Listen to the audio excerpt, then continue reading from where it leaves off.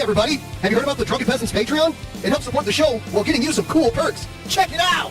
For $1 per month, you get to use our exclusive fan chat that appears at the bottom of the screen on every episode. For $5 per month, you get 2 new private shows, including Actual Mania, as well as our back catalog of private shows, plus all lower tier perks. For $10 per month, you get all of our monthly video content. This includes multiple post shows, our monthly reviews, our back catalog of all that content, plus all lower tier perks. For $15 per month, your name will appear in the ending credits of each DP episode, plus all lower tier perks. For $25 per month, you get to take part in our monthly booking committee hangout to help us book our Patreon content for that month, plus all lower tier perks. For $33 per month, you get an exclusive piece of DP merch each month, plus all lower tier perks. For $50 per month, you appear in the opening credits for each DP episode, plus all lower tier perks. For $100 per month, you get to join us as a guest on an episode of the Drunken Peasants podcast. Plus, you guessed it, all lower tier perks. Visit patreon.com/DP now to become a patron of the Drunken Peasants podcast. In the beginning, there was nothing. And then there was the Drunken Peasants podcast. I gotta get a witness. No! Say, man, you got a joint? No, not on me, man. I don't have facts to back this up. It'd be a lot cooler if you did. That's true. Sometimes I cry. Oh! Lick my butthole, he laughed. From the strangest corners of the internet, here to bring you opinions of the world from an altered perspective. Here are your hosts, the Drunken Peasants. Hello, everybody. Welcome to the Drunken Peasants podcast, episode 1272. And we're back again, doing it live on a Tuesday. This is a Tuesday, but this is the second show of the week, and as you can see, we are already 25% of the way to our goal. Thanks to everyone who has helped us get this far. Please like the stream, send us a couple bucks throughout the stream, let us know what you think of whatever we're watching, give us your opinion. Everyone's going to see it. It's going to be enshrined permanently in the annals of DP history on this live stream. Your comment will be read out live on 1272. In our DP'd annals. Yeah, in the annals of your DP. I had a Chat GPT write me an essay the other day, and they used the word annals. Yeah. And ever since then, I've added that word to my vocabulary. Were you cheating on a college paper? Like, why'd you have him write you an essay? I was just playing around with it, seeing what it could do. And I was like, write an essay about Andy Kaufman's appearance with Jerry Lawler on the David Letterman show. And it wrote like a whole essay about it. It was great. And then I did another one. It was, what did it say? I said, where is it?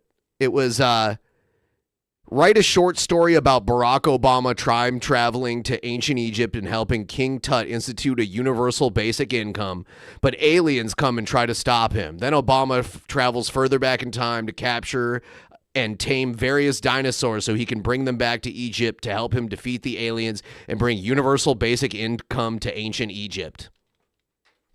Sounds like you wrote a short story. Well, it wrote a whole story based on that, and it's pretty sweet.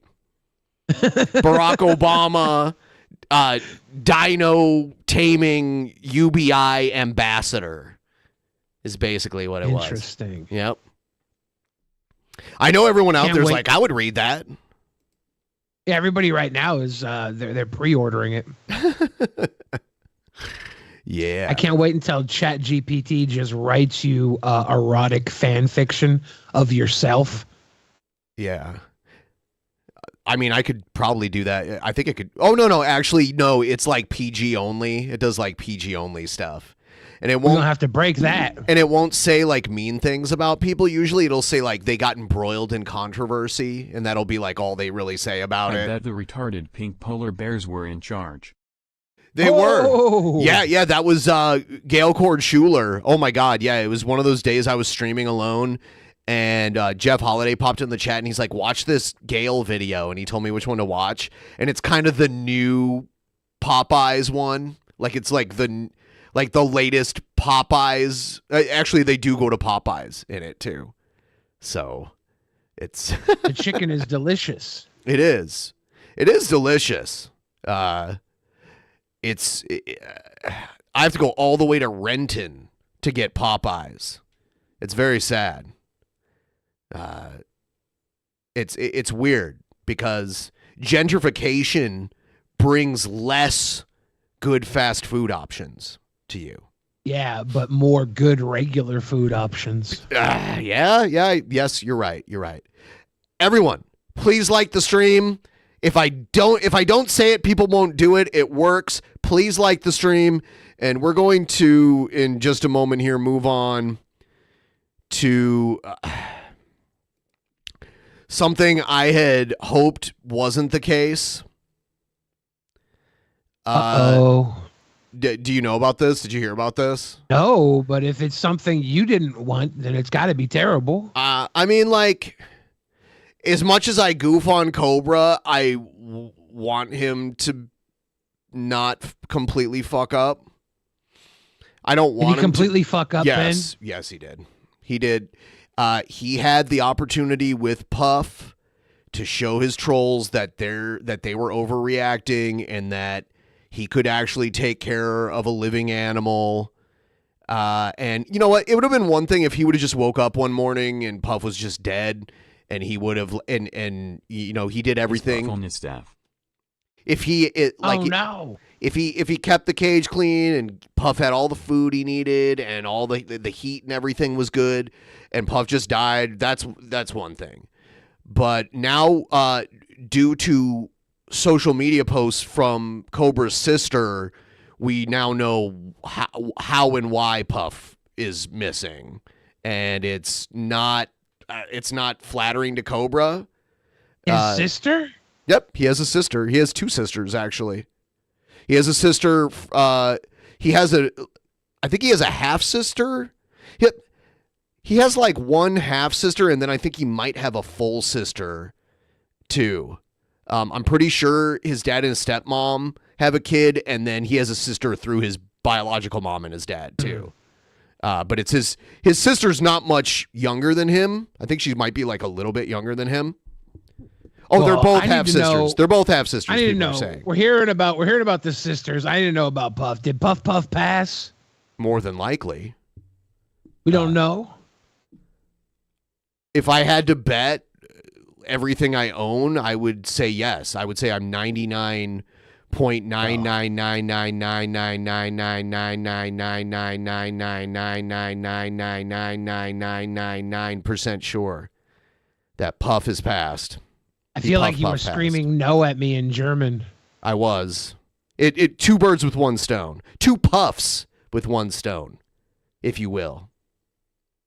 So this is a social media post from KingCobra's sister, Tiana Saunders. Tiana Saunders. This is Josh's sister. Yes. Younger sister, half sister. Yes. She says, "Hello all. Just wanted to update on the bearded dragon situation. All of the posts ended up being fake. Yeah, Puff has still not been found." Yeah, so there were trolls being like, "We found this bearded dragon," but obviously they weren't real. So obviously, the guy Henry claimed to have him and would take him to Metro, but did not. He then told my brother that Puff died overnight, and instead of returning to us, he threw him in the river. That's torture. It is mean. This entire situation is heartbreaking and devastating. Watching my brother be tormented by these false hopes. We are still out looking every day. If you've picked him up, please return him home. I will update if he is found. Thank you all for tagging me in the post and trying to help. We will bring Puff home. All right. So this next screenshot is where I'm like, Cobra fucked up. All right. So Kyle Julio. This dono is very inappropriate considering the sad news about Puff. It's highly inappropriate. I don't know. Maybe Jared could have taken care of him better. Kyle says, did he let the lizard free roam? What does he have for heat in the apartment? Maybe he slid into ventilation. Tiana Saunders says he took him outside and Puff took off. He took him outside and like just set him down and let him take off in November in Casper, Wyoming. But here Tiana says it was an honest mistake. Uh, He was riding around on his shoulder, and they went outside, and so soon as they were outside, the lizard took off. There was no malicious intent at all. I'm not saying there's malicious intent. There's negligence and incompetence. Not malicious intent, incompetence and negligence is what it is. And then he ran into the bushes. He's the same color as all the bushes and grass, which makes it more difficult to spot him. Let's not sugarcoat it. Puff got caught in a bogarito and Cobra ate Puff. That's not what Cobra happened. is pretty It's blind funny and to has say no that. face. Cobra didn't want to kill Puff. He's not fit to own a pet. I was hopeful that he would be successful in this. I wanted him to stick it to the people that thought he would just fail at this, but he failed. He failed. You don't let an animal, especially in the like near the winter time, like it's almost winter, like in a place where it gets below freezing and now it's like getting in the teens at night. You shouldn't have taken him outside anyway, let alone let him run off. You should be like holding him in your hands and not letting him run away. So it's just like he should not have a pet. He should not get Josh another pet. has a whimsical trust in the universe. I don't think he expected this to happen at all. He was jinxed by the internet. No, this is his fault. Everybody it's not the jinxed internet. him. No. Nope. His own bad choices. That's what it is. It's not the internet's fault. I, for one, was not a part of the people who jinxed him. Okay. So here he is. Cobe's new mead flavor. That's not true. You can see how upset he is here in this video.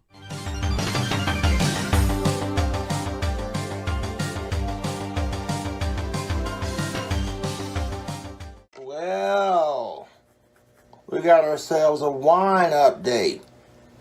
This is that cherry, peach, banana, mango mead I've been making for the last 10 days. Whoever edited this really should have put Puff's face inside the jar there. As it got close, there's so like a Puff like It's Boglum Chronicles. Boglum should have done it. Listen to how devastated he sounds, though. Man, in his last video, he was like, I don't know if I'll ever be happy again. And now the next day, he's like, oh, here's the meat tubes. He found his smile. And we're going to filter it into a clean jar. This looks like vomit. Fun fact. I'm still missing. Well, Josh is worried about his closet booze. Well, the closet booze didn't run off, Puff.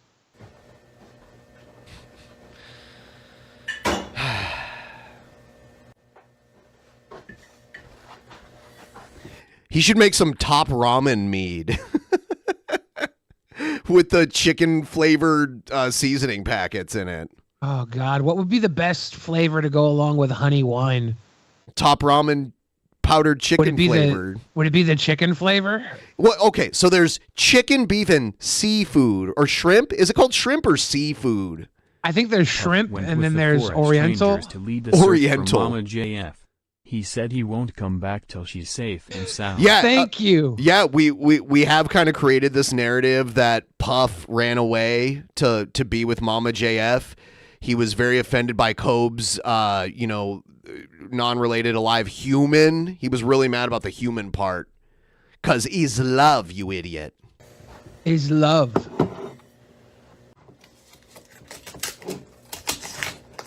Gotta finger bop that blue tape.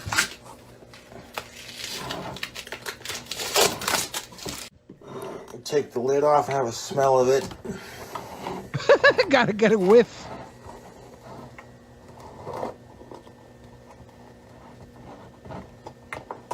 Born free. Oh, God. Definitely smell. Look at all the shit. That's like, I don't even know the name of it. I'm not an expert on this shit.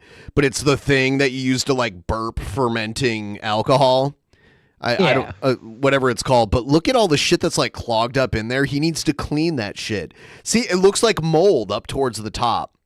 Like, as much as I'm entertained by him and he is a nicer guy than a lot of the people we watch, like he might need someone to take care of him. Like he might need a caretaker of some kind.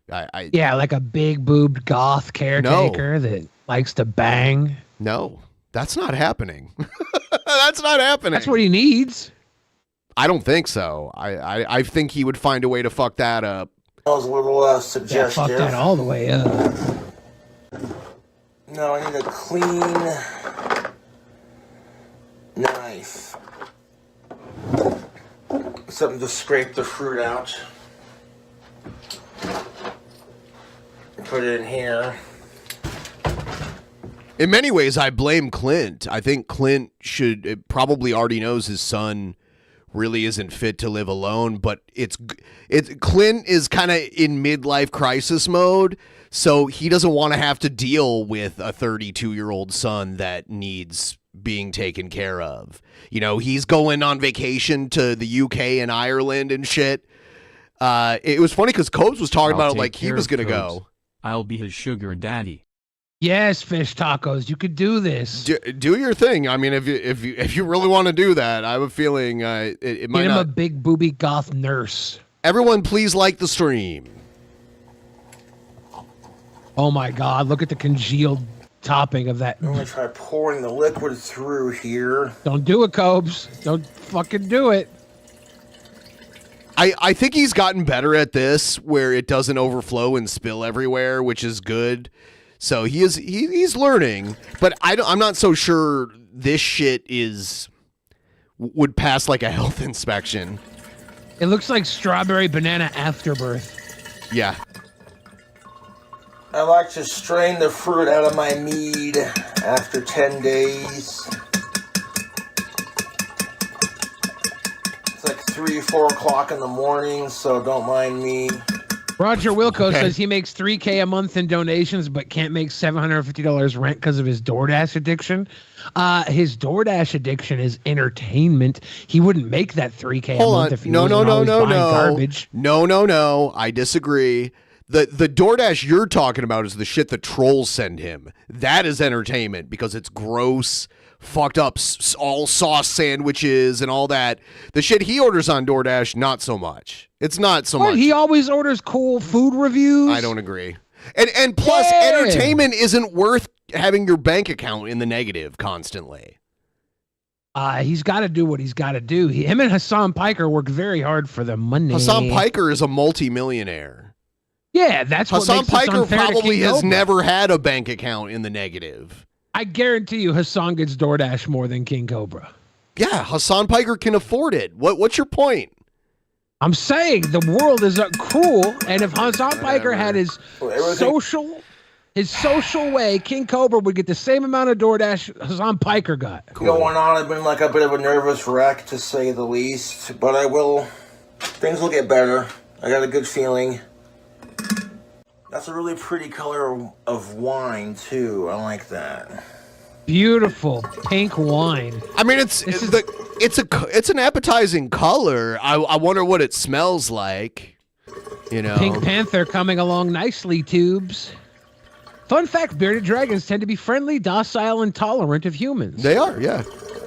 Till they run away and break your heart. To lose a bearded dragon, one would have to be severely regarded. So, like, I've had caged pets before. I would never take them outside. Like, I've had guinea pigs, hamsters, mice. I used to like rescue feeder mice. I'm like, oh, you know, I would keep a little feeder mouse as a pet for a couple years until it died. And then I'd get a new one. I'd be like, I'm saving you today. You're not going to get eaten by a snake. I'm going to take care of you. And you're going to live and get fat and live like way longer than you were supposed to. But I would never take it outside because it would get away and die. They're too dumb to know that they're dependent on you. The dogs are a little different. I mean, some dogs run away, but most dogs are like so dependent on you, they know they shouldn't leave. You know? A bearded dragon is no different. He shouldn't have been taking it outside in the winter anyway. But even if it was warm outside, first of all, a bearded dragon should be kept over 70 degrees all the time. But either way, he shouldn't be taking it outside. He was careless with It's funny that he hadn't mentioned that in his streams either. We needed his sister to tell everybody that happened. I mean, he's afforded his privacy. Instead of trying to scrape out the fruit, we'll just strain it in there. I used an entire packet of turbo yeast. Social media, it is a 48-hour yeast that ferments the wine into like 14% alcohol by volume in like 14 hours. Have we seen him get drunk off of his mead yet? I've seen him drink it. I've seen him drink it. He was. Yeah, I don't know. He was saying. He's talking about the percentage, and it's like, have we actually seen him drink it and get wasted? I've seen him drink it and pretend like he got wasted. Like it didn't. Because I've seen him actually wasted, and it wasn't like that. It wasn't like slurring your speech, like forgetting what you said 2 seconds ago, wasted. So I don't think it's really. I'm not. It is turbo yeast, though. It is supposed to yield like a lot of alcohol in like 10 days. So I don't know for sure. But to me, it didn't really seem like he was really getting drunk off of it, because I've seen him get drunk so many times, and he seemed way more controlled than he does when he's like super shit-faced. So I don't know. There might be a little bit of alcohol in it because he is using yeast and everything. But he also probably has a pretty high tolerance, right? I don't know. I just wondered if it was working. Yeah, I don't know. And people in the chat keep saying sister. He's talked about having sisters before. There was one time he like got stranded somewhere and his sister had to come pick him up. He's told that story before. He has sisters. He has one that's like younger, I think like a minor still, and then he has one that's like a little bit younger than him. That's like in her 20s. Yeah. Pretty sure I remember telling a story about his sister getting stuck in the dryer. Excuse me, blah, in 48 hours, blah. Sorry, meant to say 48, my bad. But yeah, this turbo yeast will ferment the alcohol out to 14% by alcohol volume in like 48 hours. And if you give it a week, it'll poof out to like 20%. Feel Good alcohol. Archive says that's the point. It's the liquid that separates. That's why he's filtering out the fruit. I feel like you guys know this, but I'd try that mix of his. Hell yeah, Feel Good. You got to go chug one with Coves. This looks way better than a lot of the stuff he's made. There was some that just looked like diarrhea, like the weird chocolate chip cookie water that he was making. That looked gross. This looks like pink lemonade or something, but I honestly, I don't know who just made that comment, but have you seen his food? I mean, this looks more appetizing than the other ones he's made. I'll say that. By volume. So I literally gave it the same. What you call I gave it 10 days.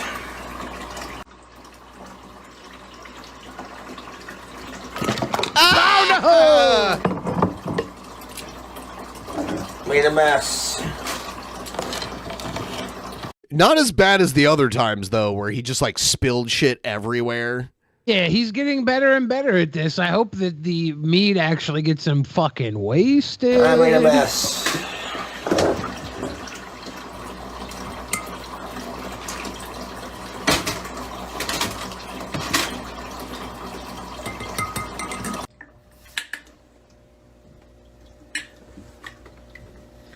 Is he getting more out of there?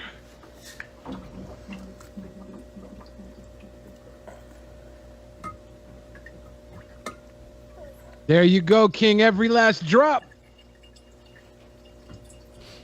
And then there was the one meat he made that looked like a jar of cum. I don't remember what that was. Good. Yeah, it was so thick. Wasn't that the Cookie Monster meat? It might have been. When he was making it, it looked like diarrhea. But yeah, then it got all weird and thick. It must have been all the honey that he put in it. I got most of it out. There's stuff at the bottom of it where it's all just like the yeast and like the rotten fruit. Although the fruit's not rotting, it's fermenting. Yeah. I'm not fat. I'm big boned. You should take all that fermented fruit, crush it up, blend it, and then make a sorbet out of it. That's all the liquid that I could get out of it.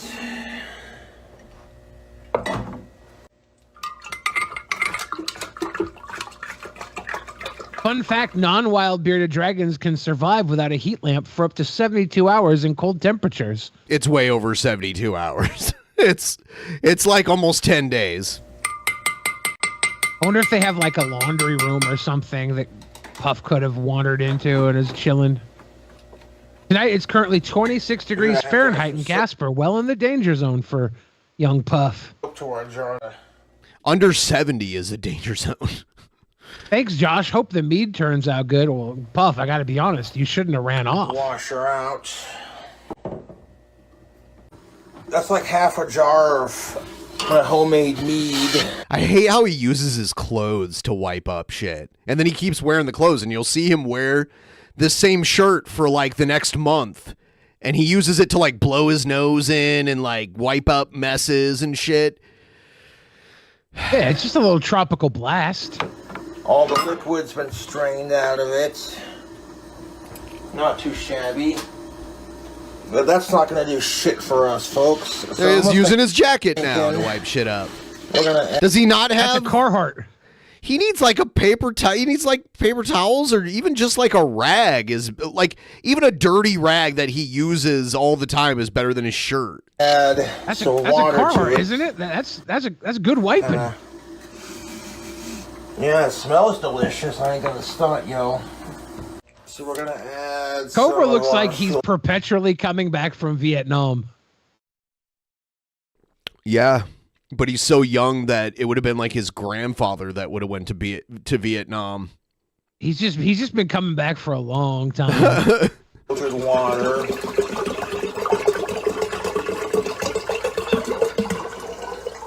Should I try a cup of it, see how it tastes, YouTube? Water. Yeah, I think I shall. I don't like how he adds water to make it, to like fill the jar, but he's just watering it down. It's funny how he's using bottled water. Only the best.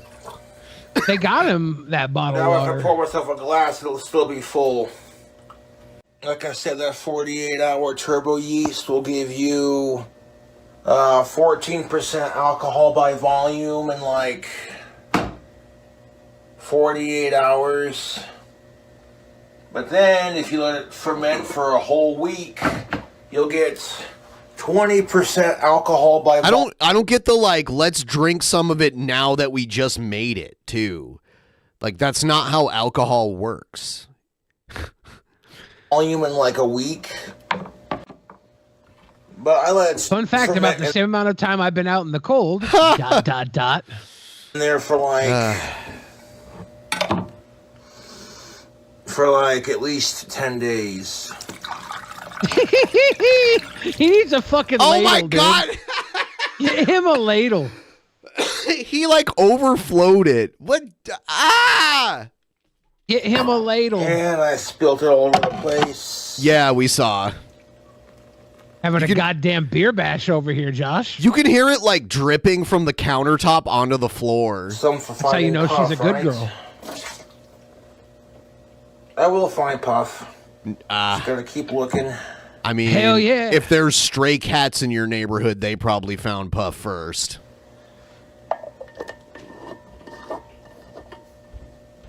If I know Puff found a very warm place to hide out and chill. A cat's stomach. Can we try picking this up without making a mess? Fuck's sake. Let me grab a towel. It's a really pretty shade of pink too. I like that. That's nice. Nice and pretty. Pretty. I make pretty wine.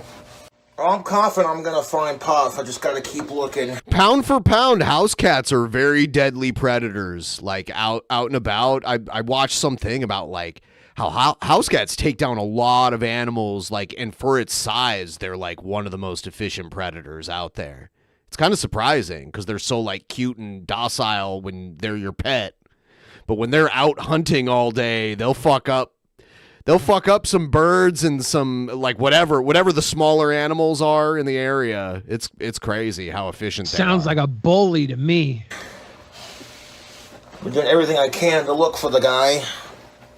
He just jumped off my fucking shoulder and took off like a typical wild animal. Like everything you've ever loved, Cobes. God damn it. Is you cannot make them do anything. You know? I'm saving that homemade wine for Ozzy Osbourne's birthday, so if I don't have any... That's the concern right now. Any alcohol to toast off the Prince of Darkness on his birthday, then fucking at least I'll have some made. That's what I'm saying. The only genuine emotion I've ever seen from Cobra is anger. Like, it's hard for him to experience emotion because of his Asperger's. But why anger then? Why is anger so easy? Anger is the one that boils over. It's the one that we physically see. Sadness boils it's the over most too, though. Performative and rate. Well, I don't think he's happy enough. I think he's living a life of malcontent. I don't know. Yeah, it's just an observation. I've seen absolute rage from him, but he had to be like blackout drunk for it to happen.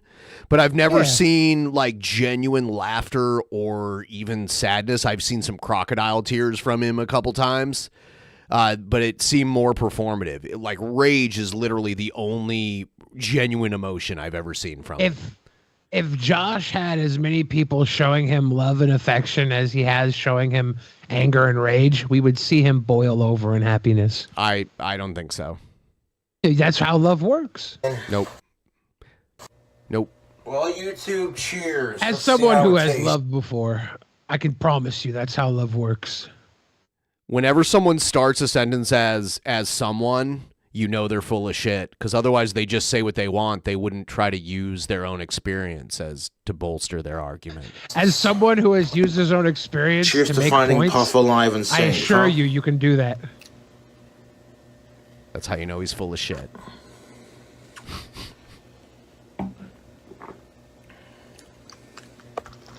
I'm the most honest YouTuber, Ben, especially the most honest drunken peasant. That's a lie. That's a fact. That is tasty. I can taste the mango, and That's a mango. See, that's a smile. That's happiness, Ben. That is not a He's smile. happy. That's a happy smile. The cherries, the peaches, and a little bit of that banana. Didn't quite taste what I... Yeah, he did like lose half a tooth of one of his like top front teeth. Like half of it's gone. That's gone and Puff is gone. Puff took it with him. Yeah. Expecting it to taste like... When I tried the wine, it needs a little bit of sugar. So we're going to do that real quick. Grab our cup. Are those animal cookies? No, that's more sugar. Aren't those... I agree with you that they're cookies, but people call them crackers, animal crackers, but they are way more cookie-like. You know what I'm saying? They originated as animal crackers that were cookies, right? They're called animal crackers, but when you eat them, they taste more like cookies. But, you know, they're almost graham cracker-like. But a graham cracker is like a sweet cracker, which is kind of cookie-ish. But yeah, they started out more crackery, and then they added the fucking coating and everything on them, and that made it even more cookiery. But they were originally like little graham cracker cookie things without all the fucking pink and white coating and sprinkles on them. I'm not even talking about that. I'm talking just the plain, almost cardboard-like animal crackers. They're more like cookies because they're sweet in taste, but they call them crackers. I wonder if they originated without the sweetness and they just made animal crackers originally, and then they don't think evolved so. into the sweetness, and then they evolved into the sugar-coated sprinkled shit. I don't But yeah, believe graham so. crackers are in the name. Crackers and graham crackers. Yeah. Makes sense. Yeah, they kind of taste like graham crackers a little bit. Like they have a sweeter flavor to them than like obviously like saltines or something like that. You know another thing I don't get that I'm going to say right now? Why do we put oyster crackers in clam chowder? Shouldn't they make like clam crackers to put in clam chowder? Why is it oyster Were they originally crackers? served with oysters? No, I think you put them in clam chowder. I think we're going to have to pull up the Wikipedia on animal crackers and on oyster crackers. And Let's get get through through this shit and then we'll look at it. God damn it. God damn It it. tasted pretty fine, but we can learn, Ben. Look at all that sugar. Let's pour in 10,000 calories worth of sugar. Stop. Ah! Fuck me. It's foaming up. It's foaming up because there's yeast in there and he just added sugar to. This is It's that volcano mead, baby. That jar has shown more emotion than I've ever seen Cobra show emotion. Cobra is a tactical human being. Emotion doesn't make its way into his life as often as it could.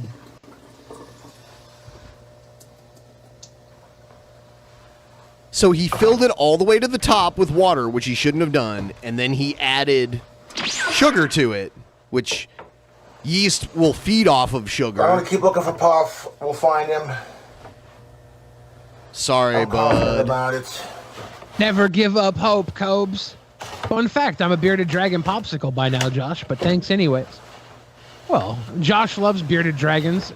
Never seen him eat a popsicle, but I'm sure he could learn to love a bearded dragon popsicle. He should be heavily dissuaded from getting another pet. Wine went out. We're gonna add 2. Well, this wasn't this Watch pet it a gift from overfoam like it did the homeboy first time. Ian? Yeah. But he should have been like, no thanks. I don't have time for a pet or whatever. But yeah. In the moment, you don't think of that. Dude, you assume Cobra thinks like you do. He does not. Like, he's And not. you assume the worst. No, I don't. I just, at the beginning of this whole segment, I said I wanted to think that Cobra could show that he could be a responsible pet owner. So no, I don't assume the worst. If I lost a pet, the last thing I would need is everybody online judging me while Sorry. I mourn my loss. Sorry. Doesn't seem like you're genuinely sorry, Ben. It's not foaming up. I'm not. No, I'm not sorry. I'm saying it sarcastically. So yeah, that's why. Sarcasm is a rude emotion. It's not an emotion. Put the rest of the sugar in here. Let's see. Fish Tacos Tonight gave us $10. I don't know why it didn't come through, but it said, fun fact, cats kill 1.3 to 4 billion birds a year. Yeah, I believe it. They're very proficient hunters. And they don't have to worry about survival like house cats because they're taken care of at night and everything. And then people just like let them run wild out on nature. There's like less than a third. They of a literally cup. just kill for fun, not for food.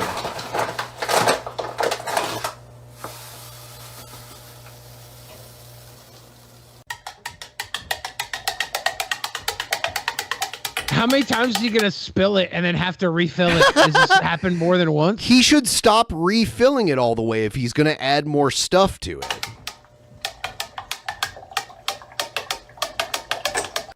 Last night I tried a little glass to see how it tasted. I'll try a sip with the sugar to see if that helped improve it a bit.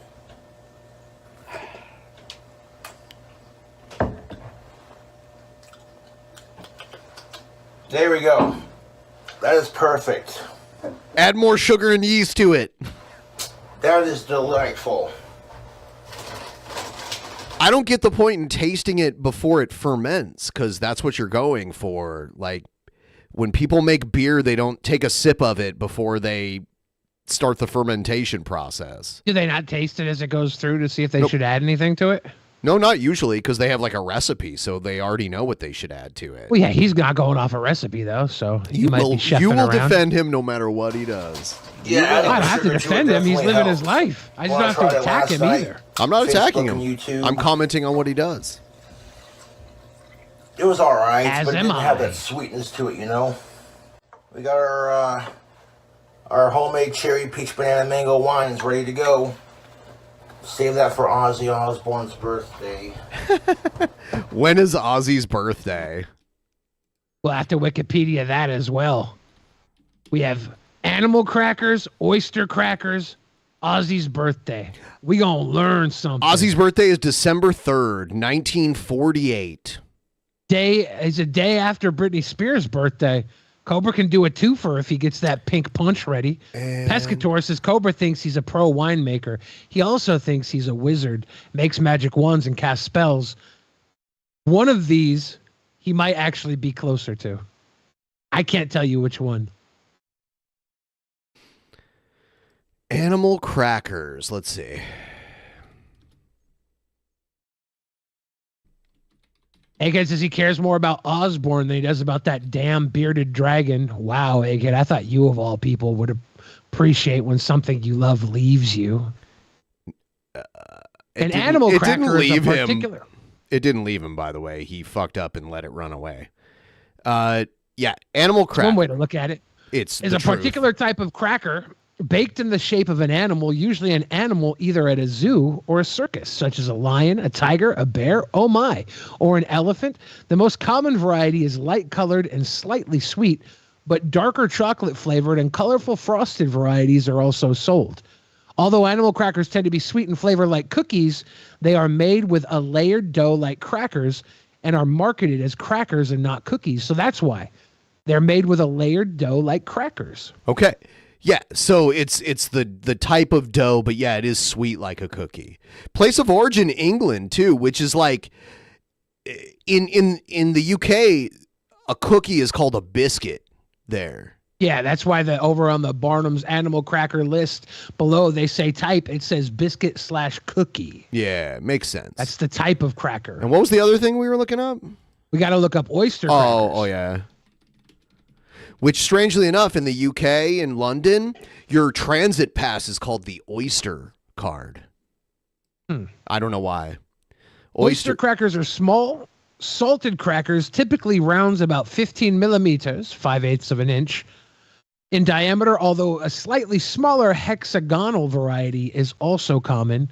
Oyster crackers are often served with oyster stew and clam chowder. And have I didn't know about flavor oyster similar stew. to saltine crackers. I didn't know about yeah. oyster stew. Like the earliest reference I remember to this, there was an episode of the Three Stooges where Curly's trying to eat oyster crackers and out of some clam chowder, but the clams are still alive and they're eating the oyster crackers before he can scoop them up.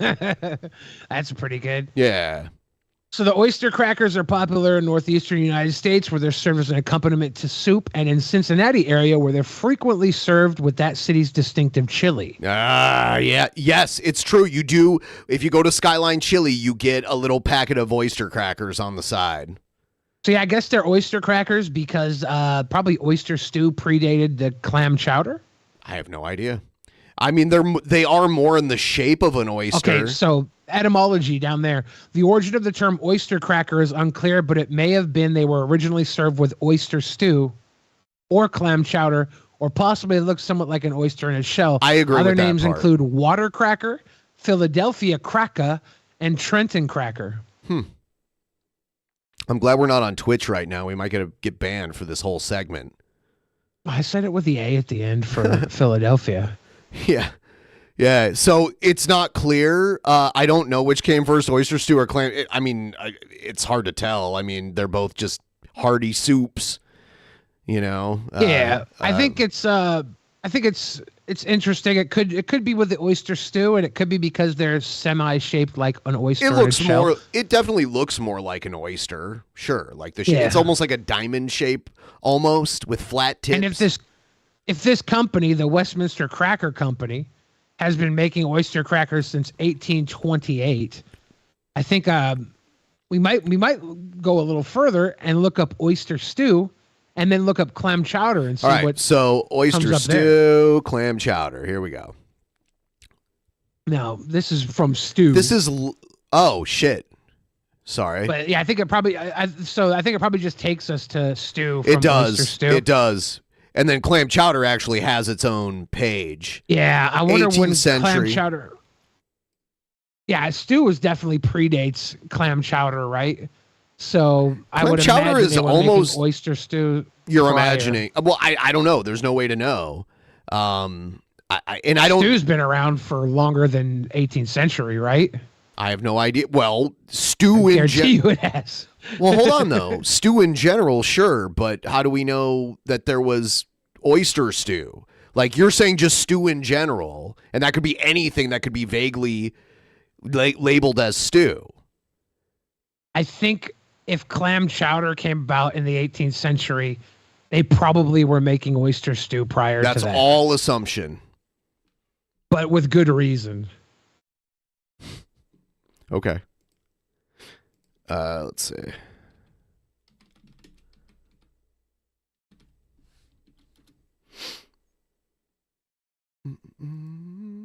Ben, did you and Scott finish watching the Jalea Hollis interview last night? Not the whole thing. It wasn't a real interview anyway. Yeah, do you know what that entire thing is about? You guys seemed pretty dumbfounded when you watched it.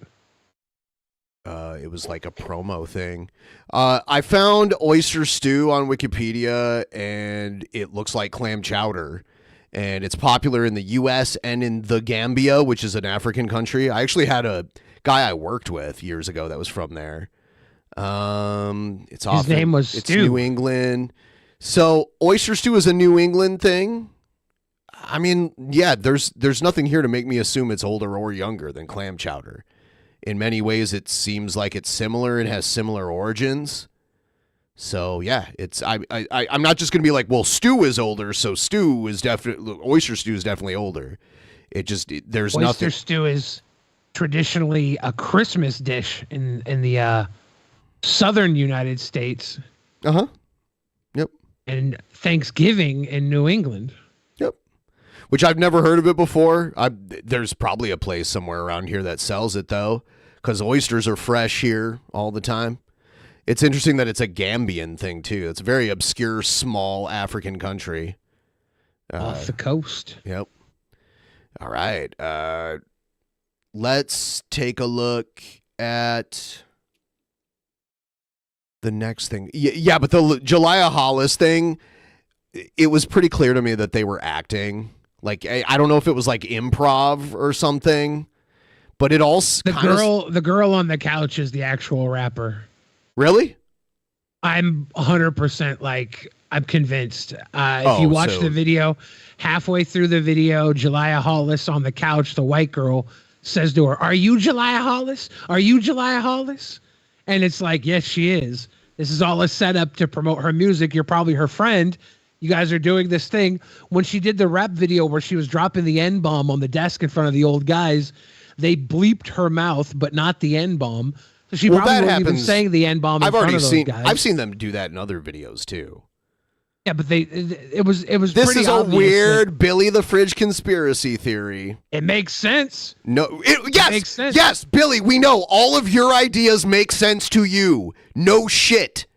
And water's wet. None of you guys could figure it out, and I figured it out. I cracked the case. Okay, Ben. yeah, Without even we get being it. on the All show, your I ideas cracked the make case. perfect sense to you. We know. Ben, I am right more often than you are, and I am wrong far less than you are. That's also a conspiracy theory. Okay, cool.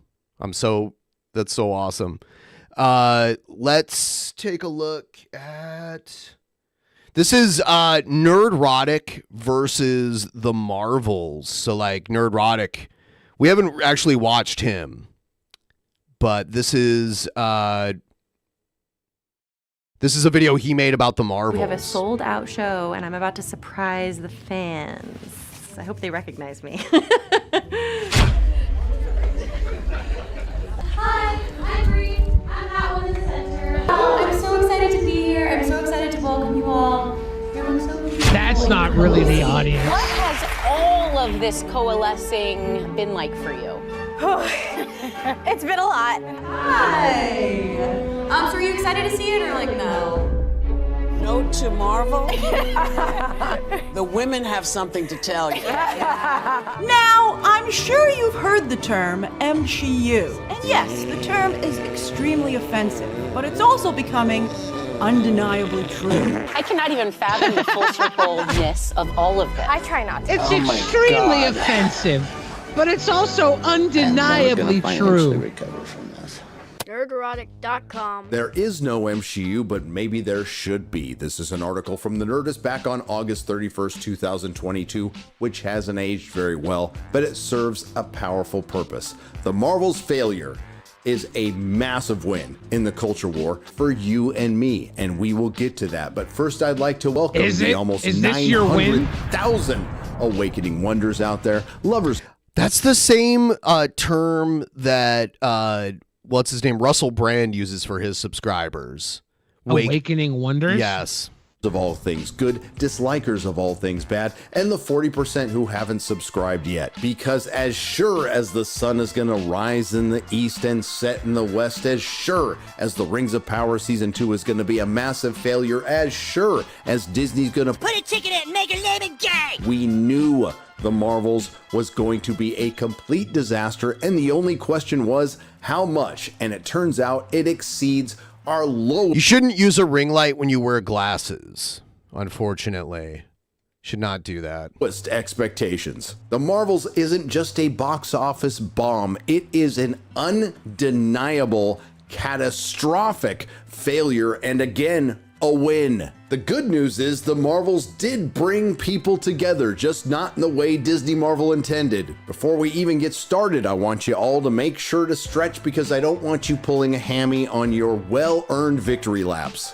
Now, it looks like the only people surprised by this massive, epic, catastrophic failure is the Access Media, and I'm enjoying the hell out of it. Disney Marvel, and as the Access Media calls Nia DaCosta, Black female director Nia DaCosta, set out to make a fun. That is something you've mentioned a lot, but they're kind of like, I guess they're using it as a slight. Well, I don't think that he's saying they're pointing out that she's a black female director. Yeah. And that, I mean, I don't think they're using it as a slight. They're saying this is the highest grossing film from a black female director. And he's saying, touting it. His point's like, why even mention that? Like, are you, I'm guessing that's what he's saying. Yeah, he's nitpicking at the fact that they're mentioning that. He's probably thinking this failure is put on the back of a black woman director. This is why you should have white men directing movies. As Funny if white men movies have never failed. Full of heart, and I want you to remember that for later. What we ended and up this getting isn't really a was failure. It's just not a demonstrable success like many other Marvel movies have been.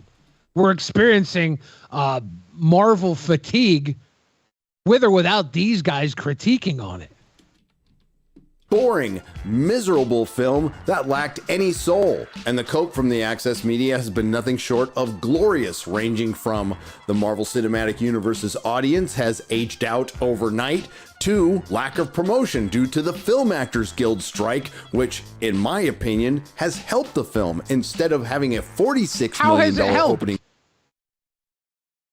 She wasn't able to go promote the show on late night TV all week long, hitting the target audience of women, because women are online scouring the internet like men are. And that was part of their whole strike agreement, right? That they couldn't even they weren't allowed to promote their movies. They weren't allowed to do any. They weren't even allowed to go fucking trick or treating in costumes based on film. Oh, you're right. I remember that. And I remember, I think it was like Megan Fox and Machine Gun Kelly pissed people off because they were in a costume or whatever. I think I saw this weekend. If Brie Larson was out there, it probably would have had a $30 million opening weekend. Is that like a personal attack or something? Yup! We've heard excuses like superhero fatigue, and quite frankly, I think it's just MCU fatigue. And then there's the old Access Media favorite, it's the fans' fault for being racist, misogynist, sexist bigots. And then there's the other favorite. If you from watch The Flash, it was chock full of male superstar power. And it still sucked, and it still didn't get numbers coming out. Like that's male non-MCU superhero, and we were fatigued by that as well. We came out for James Gunn because it was a story continuation we were all a big fan of with the Guardians of the Galaxy. We came out for other superhero movies. We came out for Wakanda Forever. We've been hitting and we've been missing with Marvel, and that's been a very current thing. And it seems like we seem to miss when they deviate away from the things that have been successful. But they're putting out so much stuff. I don't expect the misses to tear down Marvel. If he thinks this is a victory for the destruction of Marvel, I think they're going to catch it. They're going to catch one up on the upswing next time. They've been doing this for a while. The title to this video is so cringe. It's The Marvel's Failure is a Massive Culture War Win. That's the title. The self-adulation for this is funny to me. Culture war is such a cringy term to me, personally. They're not fighting a war. They're just mad. Like, they want movies to be a certain way, and they're not, so they're mad about it. Their fathers and grandfathers went to war. This is the war they're fighting. Wow, that what not pussies. wearing a mask.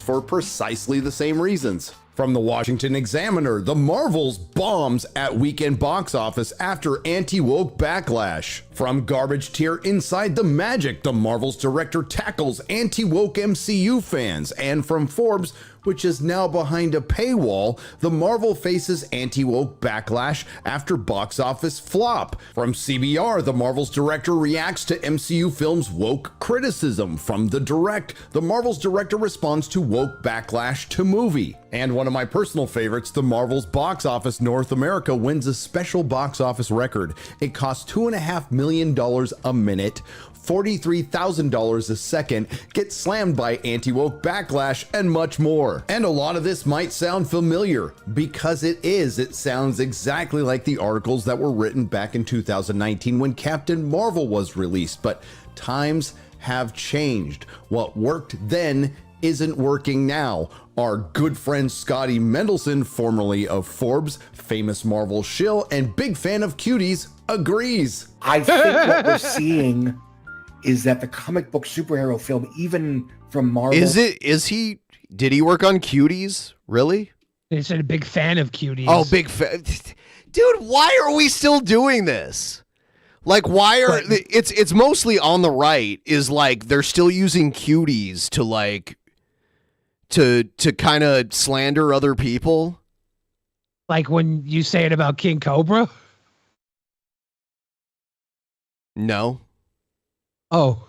No, I never said he actually liked cuties. I said there was a funny Photoshop of it. I think it's an easy signal that they can do to say these guys are pedophiles, right? That's what they're going for here. Of course. And that's another cheap shot that's dumb. I don't think Cobra's really a pedophile, right? Of course, yeah. Okay. It's obviously a joke, but these guys are doing it because it's, to them, they get the similar reactions. DC are far more... Yeah, that's because there's dumb people out there where they hear a terrible accusation and they just believe it. They err on... They decide to be cautious instead. And they're like, well, if they really are, I can't, like, support them, right? So it's the easiest way to slander someone's name, is just throw that out there. Even if there's not evidence, people are going to believe cuties, it. I don't know. If this guy supported cuties, I want to know what he said about it. More execution dependent than they used to be. They're not. It had great cinematography. Arguably the free pass that they got from 2016 to 2019. Now, I'm not so sure DC was getting a free pass, but I appreciate your honesty, Scotty, by admitting that Disney Marvel was getting a free pass. And again, it looks like that free pass has expired, and it's been great. And I could read these headlines all day, and as a matter of fact, I have been. Simple Country said, Ben, they use the Bible to slander people. You're shocked by cuties. First of all, the Bible is way more vile and disgusting than cuties. There's actually worse shit in there. But even on top of that, yeah, I'm shocked by cuties because it's been around for like 5 years. And people are still talking about it like it's like still a relevant thing when nobody who cares should give a shit about it. It's old news. If you don't like it, cancel your Netflix subscription because they're the ones that have it. That they're the reason it exists. the worldwide gross of I don't care the how long it's been Marvels. around. That's irrelevant. It's The way more worldwide- hold on. It's way more the Bible's way more influential. Yeah, that 1500 years. It's been around. Somebody should tell Nerdrotic what his friend Razorfist did to that 17-year-old girl while he was in his The Bible's 30s. done Cheer way him, more sweet boy. damage. He cast her in a Marvel film. From the famous alt-right outlet, So the Hollywood worldwide Reporter, gross of the box Marvels office is bomb. 162,639,308 dollars. It's almost 2/3 of the way towards recouping its budget, and this is from a series of films that consistently overproduce. So this is not the fall of Marvel by any means. The Marvels opening to 47 to 52 million. We now know it was 46 million in new low for Marvel Studios. From Variety box office, the Marvel misfires with, we now know, 46 million, lowest MCU opening weekend of all time. After the Marvels bombs at the box office, what's next for the MCU? Well, I guess the question would be what's next for the MCU, and we'll get to that. The Marvels meltdown, Disney's MCU seeing lowest box office opening. The Bible has been used to justify some of the most vile things that have occurred in human history. Cuties is a distasteful movie. That Are you saying the Bible supports cuties? I guess so. I don't know. Wow, those sick Christians. Ever at, we now know, 46 million. What went wrong? Aside from the fact that they spent well over $250 million on this film and then released it, it turns out that the film made by diverse women, starring diverse women, for women, wasn't watched by any women. I mean, could things possibly get any worse for the Marvels, Kevin Feige, and the MCU? Ancient astronaut theorists say yes. From Screen Rant, the Marvels collapses at the box office with record-breaking second weekend drop that's worse than Morbius. The new Marvel Cinematic Universe outing, The Marvels, has the worst second week drop of any comic book movie. You heard that right. The Marvels had the worst second week drop of any comic book movie ever. Per Variety, the Marvel's box office has taken a huge hit in its second weekend after earning the lowest opening weekend of the entire MCU. It has now grossed an additional and meager $10.2 million at the domestic box office, a staggering drop of 79%. That includes an 87% drop from Friday to Friday. Currently, the Marvels is sitting at but to have that $65 big of a million drop, here it in had the to have a States. way bigger opening weekend than Morbius did. Yeah, Morbius. That was Jared Leto. Yeah. Yeah. It was the Sony Spider-Man spin-off. Okay. Yeah, I haven't seen any of it. It is time for just one cohesive Marvel universe. I can't wait until, kind of like with the X-Men, how finally, and the MCU has the X-Men. I'm hoping it all just like merges eventually, and there's not. I'm not sure if Sony will give up its Spider-Man rights or not, but they are seemingly letting Marvel play with them, so it's getting close to that. Because like Marvel can ultimately decide whether or not to renew the deal, or they could ask for like a disproportionate price. I don't know if they can. I don't know if the Spider-Man rights were sold in perpetuity. Yeah, and that's obviously a private contract. But if I was Marvel, I wouldn't sell it in perpetuity. That means you're just like Marvel no longer owns the character, if that's the case. It was Avi Arad, and he did it back when Marvel was about to go under, and he didn't think that the movie business was going to be something that they would get into. So it could have been his mistake at the time. I would hope that. It's not like permanent. Sony bought the rights to Spider-Man in 1999 for $7 million. It's earned $96 million internationally for a grand total of $161 million. It is in danger of not making $100 million here in the States, and possibly not making $250 million in total. Domestically, it did $2.8 million on Friday, $4.4 million on Saturday, and $3 million on Sunday. And if you look at that per theater total, on Friday, it was $695 per theater, $1,092. I think on you're Saturday. insane to like crunch these numbers at such minute details. They love them numbers. Yeah, this is why Sturgis does, because this guy's one of Sturgis' heroes. This is like they're all a crew of people that all kind of prop each other up, you know, which is fine.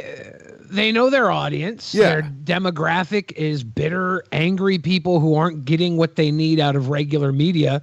So they're feeding into these people. They're giving them an outlet for their discomfort, and they feel like they're virtuous, and everything they're doing, all their views, all their donations are for the betterment of their comic books. $4 per theater on Sunday. It's terrible. And believe it or not, things just got worse. In its second week, The Marvels finished in 4th place. But not to worry, because at least for the time being, the MCU isn't going anywhere. It's just been massively delayed. Sure, Echo is just around the corner, but I don't think that's going to make much noise. And in some time in 2025 or 2026, we're going to get the Agatha Harkness series in Ironheart. I did like her in that character. Agatha Harkness, like she did very well. That was the very first MCU television series spin off from the main universe too. That was the first Disney Plus. That was the big beginning to all of it. And she did very well. It was a good show. Yeah. I kind of thought they were going somewhere with her character, and then I was kind of surprised that they when they pull up obscure characters like Agatha Harkness, I'm like, holy shit, like I haven't heard that name in forever. It is cool that they do that. Like Guardians of the Galaxy was a great choice, a very obscure comic that not a lot of people knew about, and then they turned it into like a huge franchise. That's amazing. Yeah.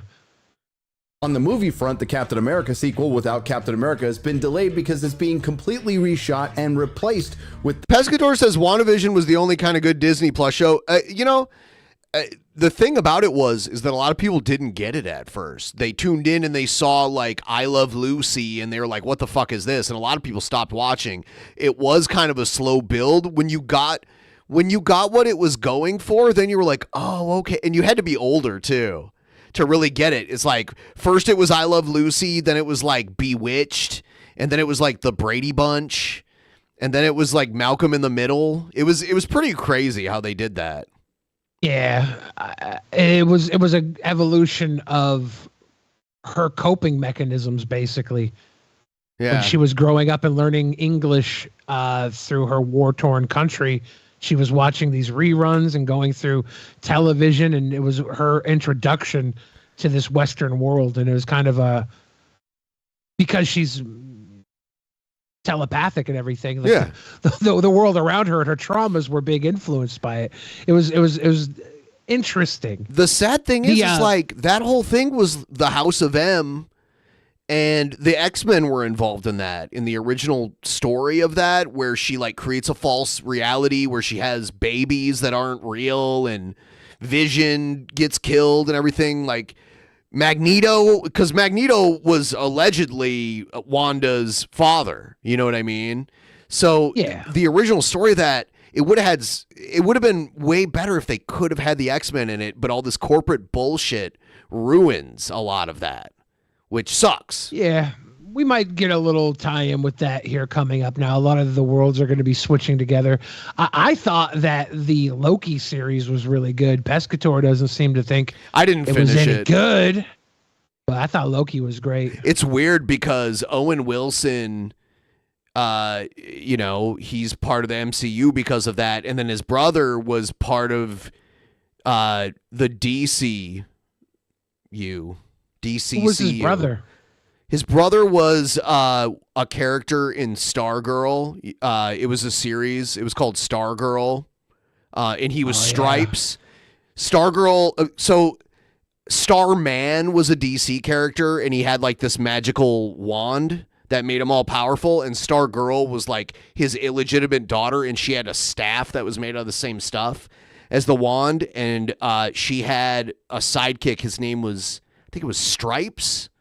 And then I watched a little bit of it, and it's not the greatest, but it was interesting to see Luke Wilson in something like that. The savior of Marvel. Pescator says Loki didn't end good at all in season 2. I thought it ended great. I thought it was a great ending. I thought it was very cool. I thought the character of Loki that we've watched from the beginning, ending like that, getting so many ups and downs throughout the Marvel MCU, getting to that point. I thought that ending was great. I could be wrong, though. I'm a fucking Marvel fanboy. I went to see the Marvels in theater day of. This is the character. Stripe. This is the character Luke Wilson played in Stargirl. So it's Was like he an a old robot in Stargirl. Yeah, it's like a guy in like a metal suit, is what it is. It's almost like an Iron Man suit. Sidekick of the So he's Stargirl's stepfather because he was the sidekick of the original Starman, and her father was Starman. It's kind of an interesting. I think it might be part of like the Arrowverse. I think I don't know. Actually, it might. It was like a CW series. I binge watched it one day where I had nothing better to do. I just kind of like watched it all, like all 3 seasons of it in one day. Pescator says he was the Loki of 2012 New York War, not Endgame Loki, but he saw the glimpses of who Endgame Loki was when he had his review of life segment, and that was enough to spark that hungry 2012 New York War Loki that wanted to take over the world to actually become the man that took over everything. To be the king, you got to be the king. And Loki chose to sit on that throne. That was fucking dope, I thought. Featuring the Fox X-Men, a film that has yet to complete principal photography thanks to the Film Actors Guild strike and is due out in July, but I'm rooting for it. And not to pile on the Marvels too much. Oh, who the hell am I kidding? Of course I want to pile on the Marvels. There was something else I know. That sounded kind of pervy right there. I don't know. Of course I want to pile on the Marvels. Noticed. Of course I want to leave hot, steamy, milky white bird poop dumps on the Marvels. I kind of feel like Brie Larson is a very good-looking woman, and maybe like they hate her so much because they all want to fuck her, but she would never fuck them. I don't know. I don't know. Brie Larson is a good-looking woman. She said things that were she's dumb, directly confrontational to their ideals. Yeah, she's not fan serving the nerdy boys the way some women in comics have before. I will say that pisses them off. I will say, like, when you're in a movie, you should be promoting the movie and not shitting on the movie that you're in. I don't know. I don't know. I kind of get the whole like I'm here because I get paid. But I actually hate the movie that I'm in almost to a degree, or I don't think she even hates it. I think she's hates the fan backlash. Yeah, she's going about it in a way that makes her unlikable to those fans, but it also makes her kind of strong to women who are like, fuck guys who judge us. And also to guys that aren't intimidated by powerful women. We don't give a fuck how she acts. We're like, that's great. Say what you want to say. We're going to be over here playing fucking with our Wolverine action figures. We'll come out and watch the Marvels because we like comic book shit. We like cape shit. I had the Pescator says, I'm just confused on how Loki saved the multiverse by grabbing weeds, LOL. Spoiler alert. I save my multiverse by grabbing weed all the time. Exactly. Spoiler alert for those of you that haven't seen. Loki was connecting the strands of time, of timelines that were being broken apart, and he had the power of the god Loki to take those strands of time and bind them and hold them together. The strands of time he could hold together while all the others were separating and falling apart. He saved what he could of time, and he held them together, connected them with his God power. God Loki held that shit together, man. Those timelines were going to go into nothing if not for him. He saved what he could. He grabbed those weeds, man. The article about the Marvels director, how the Marvels got its blurred girl energy. By the way, blurred means black nerd. I think a better headline would be how the Marvels got its fake geek girl energy. Nia DaCosta ignored the haters and made the movie her teenage self would want to see. Well, unfortunately, no one else did. DaCosta's pitch for the Marvels was punctuated by a few big ideas. Not no one else. If this movie was targeted toward black nerds, okay, if the director chose to make a movie targeted towards black nerds and it sold this well, that's a mega success. If it was not meant for you, the naysayers that bark and bite and cry and piss and moan, and it still made almost $200 million targeted towards black nerd girls, this is a major success. Holy shit, that's a success. You know, you said that there were all ugly girls in Scott Pilgrim, and I had no idea Brie Larson was in Scott Pilgrim. Did I say all ugly girls? Yeah, you said that you and Joe had discussed Scott Pilgrim, and even the prettiest girls were kind of like mid in that movie. You said I don't remember the exact words, but they were definitely made to be like alt girls and not the normal. Like you said, Aubrey Plaza. Of the time? You said Aubrey Plaza was the hot one in the movie Scott Pilgrim, and that was like she a low bar. That culture. She embraces that alt look. Brie Larson was in it though. Yeah. Okay. Like, look, for one, all the girls in that movie were actually really hot. They all are, but they weren't made to be like traditionally main girl hot as you would see in films. They were all alt-off looking women, which to some people, the basic people, the majority of viewers, that's a turnoff. Basic people like what basic people like, and that's becoming the new basic. But that was over 10 years ago that movie came out, so it was on the forefront. I am fish tacos. A beard? A blurred, Ben. What's a blurred? Blue-eyed nerd. Oh. Asked you to remember this. First, she wanted to make a movie that was fun, funny, and full of heart. And that's interesting. You may remember previous keywords being associated with past Marvel films that were used over and over again, including absolute triumph or just triumph with Shang-Chi and with the Eternals. Different. I did watch Shang-Chi. That's one of the few that I've seen. Shang-Chi was good. And we saw the Eternals. The Eternals, yeah. I saw that one. Everybody looks different. Different way. It being a very different Marvel movie, well, we have something... Actually, and I'm hypercritical. I saw the Eternals and I'm like, not the greatest movie, not the worst. I don't understand why people are so mad about it. And it was literally just the cultural, like the ethnic diversity in the movie. I think also that they were mad because about. It was an allegory for pro-choice, and I don't know that. I didn't know that.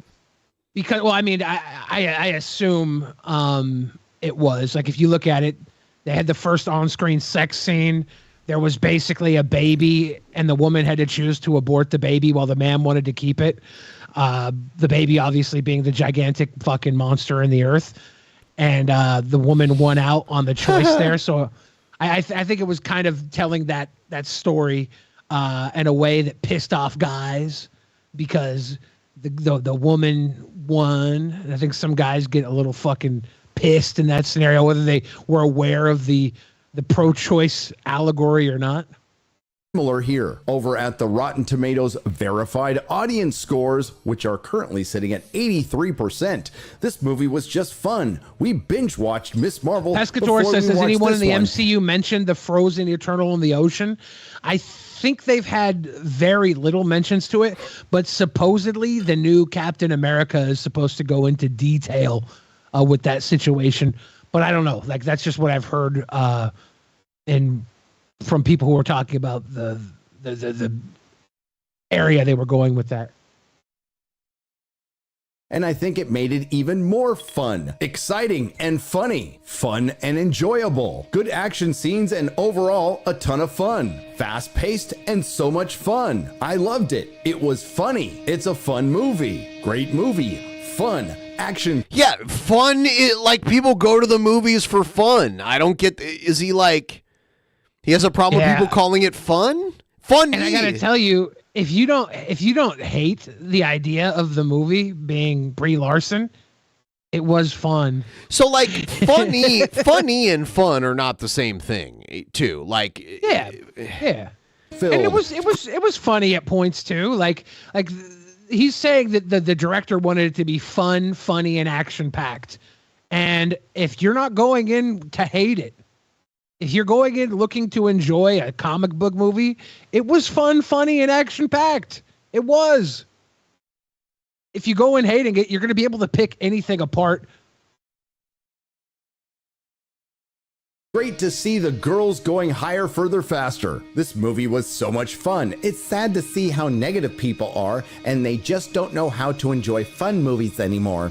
Don't believe the haters. The Marvel was a fun movie with touching character moments. Fun for the whole family. A very fun movie. Great fun. Funny movie. It was a fun movie. Fun movie. Great fight scenes. Short and fun. Fun and entertaining. I don't understand the issue. That was just a sample. It goes on. He didn't think and it on. was fun. Now that is what I call review bombing. Searched the word fun and look at all these posts that said fun in it. It's a conspiracy. Right?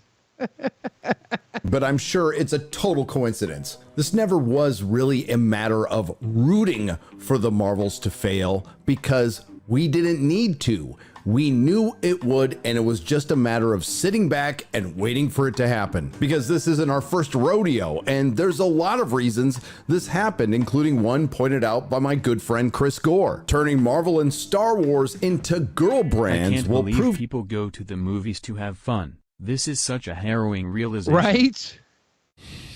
So what's Chris Gore saying? Turning Marvel and Star Wars into girl brands will prove to be one of the costliest decisions in entertainment history? one of the costliest decisions in entertainment history, without a doubt. Unfortunately, in both Disney Marvel and Disney Star Wars case, they turned boy brands that girls liked into girl brands that nobody likes, while all the focus is deservedly. It's not true that nobody likes it, though. And Star Wars was a major fumble. They really fucked that up.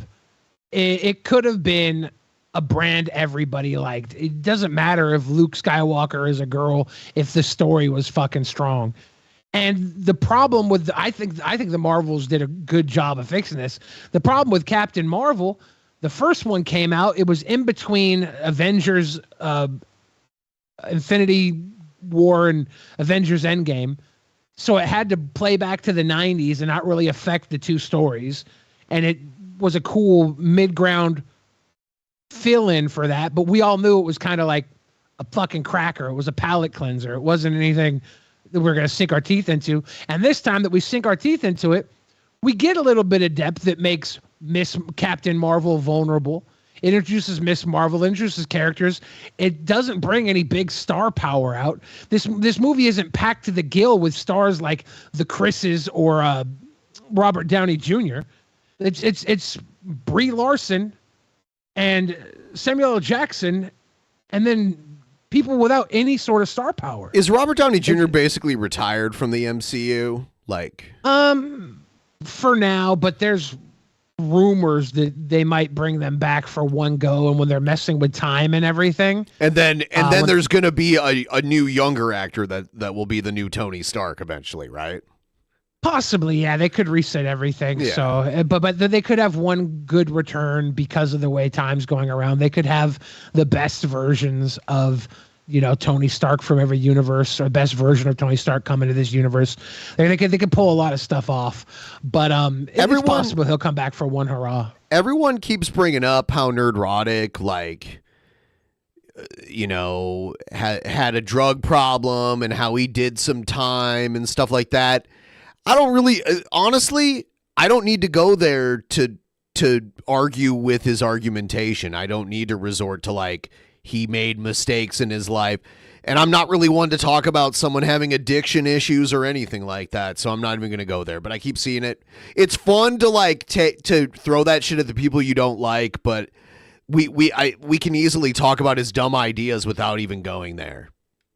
I will say his addiction to being angry at Marvel pays off very well. If he said anything good about this movie, he wouldn't get the hate-filled fucking donos that he gets based around the collective hatred of the current Marvel universe.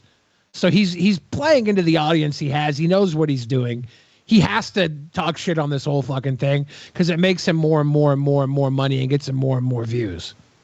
On the Marvels, it's always been bigger than just another bad MCU film. This pop culture cancer started almost a decade ago. Ha! That's my buddy. I took a selfie with her. I was like, Anita. Didn't you play Magic the Gathering cards with her one time? No, it was I was playing some card game and she was playing some huge board game at the table behind me.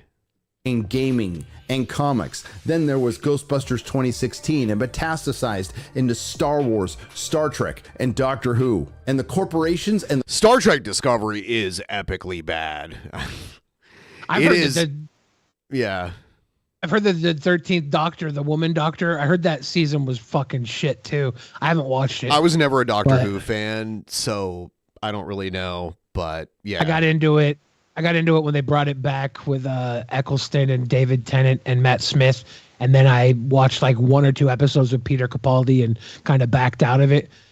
And I heard they brought back David Tennant. Now they have a new Doctor. Have you ever watched? I kind of want to get back into it. You ever watched the first season of Doctor Who? Like I've kind of skipped around because I heard it's one of the longest living sci-fi franchises ever.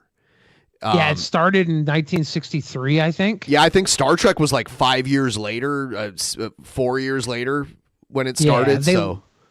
They lost a bunch of the original episodes too because BBC would just throw them out.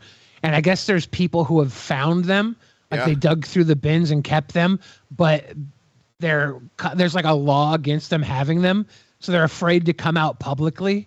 But they're like they want like the BBC and the United Kingdom or whatever to give like amnesty to people who have this stuff so they can bring it forward without getting charged with anything so that people can have it back again. You know, they did that with a lot of early TV. They like would like tape over tapes to like not have to buy more tapes. So a lot of early shit got lost, like lost footage. It's crazy. I think you weren't allowed to record television in like the BBC around those times. You know what? Either. In the even today in the UK, if you have a TV, like a regular TV, you have to buy a license for it. Now there's like weird loopholes now because of streaming and stuff, but in the UK you have to pay the government to have a license to pick up TV. Now people get around it by like ignoring when the TV license inspectors come to like see if you have a license. Yeah. But legally, technically, you're supposed to buy a license to like watch TV in the UK. It's crazy. The corporate media. Yeah, I think what was it? I think there was a Kenneth Branagh movie that was based in the 60s around that, and they were coming ttrying to check the TV, and his dad was like anti paying for it, or his grandpa maybe, I can't remember exactly, but it was a really good movie. There's videos on YouTube that it like people will film the TV license inspectors coming to their house, and they'll like film them like arguing with them out front, like you can't come in here legally.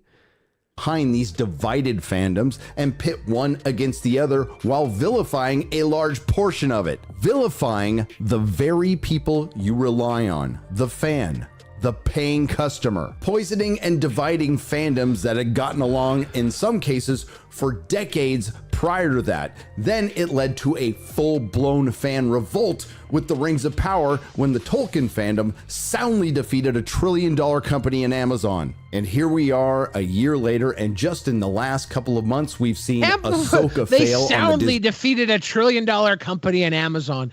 Amazon is so fucking spread thin with its media. It barely runs Twitch. It barely runs, like, if they have a hit show at Amazon, it's because it was something that nobody cared about enough to fuck it up. There were, I watched a few things on Amazon that I was like, wow, yeah, like Amazon's actually producing some good content. You know, there was a couple. I tried to watch the Lord of the Rings thing and it sucked, but not because the elves were black, just because it was boring. I don't know, like, yeah. They hate on the idea that they race swapped elves or whatever in this new Lord of the Rings series, and it fell apart. But they race swap Aragorn and a bunch of other characters in the Magic the Gathering Lord of the Rings set, and it was one of the greatest selling Magic the Gathering sets of all time, despite all the people that were mad that Aragorn was black. And it's like, it's because the cards were good, the game was good, the story was good. Like, the Lord of the Rings is still a great story. If you change the color of one of the characters, it's not that big of a fucking deal, unless the fucking show sucks, which I guess this show sucked. By the way, I didn't watch it. Everyone who's here, please like the stream. Liking the stream helps get more people into the stream, and that would be very beneficial to do at this moment in time. So please like it, and make sure you're subscribed still. You know, and if you have to, un and resubscribe and click the bell and all that. Like, remember how in the 10 years ago when this show was created, all you had to do was click subscribe and then you'd get notifications? Now you have to click subscribe, which does nothing, by the way. All it does is move the someone's subscriber count up. And then you get to click the bell, and then they're like, but do you want all of the notifications? It's like, yeah, bitch. I clicked the bell. I want all of the notifications. I'm so tired of this shit. Anyway. Yeah, and now you have not only do you have to click the bell, you have to do all that shit. You also have to send us Streamlabs, currently at $33.33, 41.67% of the way to our goal. You still got to send Streamlabs using the link below. Thank you. Star Wars side, South Park came out and embarrassed Disney. Disney continued to embarrass itself. The mighty Marvel Cinematic Universe has fallen, and The Marvels is one of the biggest comic book film flops of all. You know what? Her uniform kind of looks like the Stargirl uniform. Time. So yes, the fandom is now collectively celebrating the failure of the Marvels, but it's well beyond that. It's the failure of woke Hollywood. It's the failure of Disney. It's the failure of the MCU. It's the failure of intersectional feminism. It's the failure of identity politics. And it's a failure the corporate... I like how he's crying about the failure of woke Hollywood. It was a trend. It's ran its course. Trends always do this. And you go so far in one direction, it tires people, and then they come back the other way. The pendulum constantly swings in this culture war. It's been happening far before this fucking swing. We went through it in the 90s with South Park and pro wrestling. We got fucking way to the other side of the culture war because in the fucking early 80s, they got angry at all types of shit and try to clean it up when everything was so free love in the 70s. And the 60s, it was tightened up too. The 60s was the free love, like the free love. That's when the beginning, yeah. That's when the pill came out. Access media and LSD. The pill and LSD was such a potent combo, you have no idea. Corporate. And when I say the pill, I mean the birth control pill. Hollywood have earned. Now, I'm sure you've heard the term MCU. It's being used by some fan communities. And yes, the term is extremely offensive, but it's not offensive, it's kind of funny, but it gets overused. It's also becoming undeniably true. In the words of Gina Carano, that's old school Gina Carano. I remember back in the day, I had a crush on Gina Carano when she was like an MMA fighter, and she did a couple movies back in the day. Yeah, she was in the Fast and the Furious movie, right? I mean, I remember her. She was an American Gladiator, and she was in the reboot. She was in yes, with Hulk Hogan, and there was this action movie she was in that like she actually did very well, like doing all the action scenes, all the choreographed action scenes. I can't remember the name of it. Yeah, she's great. Yeah. Well, I mean, politically, maybe not so much, but yeah. I think that, and she was she was the first woman MMA fighter that they really propped up because she was good looking and she was tough. You know what I mean? So she was the first one.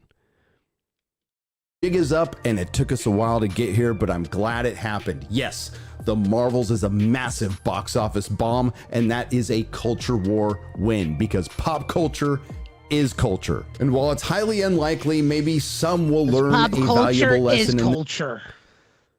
This was actually the best part of Star Trek Picard. The original cast on the bridge of their old ship, it was kind of cool. They wrote it into the story where like their main ship got taken over. So they had to go to like the old ship museum and get their old Starship Enterprise and like That's use cool. it. Yeah. It was like this moment right here is actually a pretty cool moment in this show. Is that like Troy in the front there with the on the right of Picard? Yeah. That's Troy, and then Crusher on the left. Spiner out to the edge and Yep, Frakes on the side. Frakes on the other side. Yeah. Nice. Yep. This goes for Frakes looks like he's everyone going straight to in the fucking drink machine. Get himself a fucking whiskey beamed over.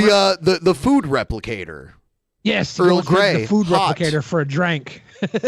And here we got Christopher Reeve, Superman, which honestly, I mean, maybe this is just nostalgia talking, but he was a good Superman. But this is the Superman of my childhood. This was like when I was a kid, this is who Superman was for me. I never really got into those movies, but I also never felt like there was a Superman since then that could win me over. So I'd have to say the same without ever really being that deep into them. The first two movies are good. The third one, they put Richard Pryor in it, and it's just a comedy. They did. Sounds so good. I gotta watch that. You've never seen that? No, that sounds The awesome. third Superman. Hold on, let me show you the movie poster for Superman 3.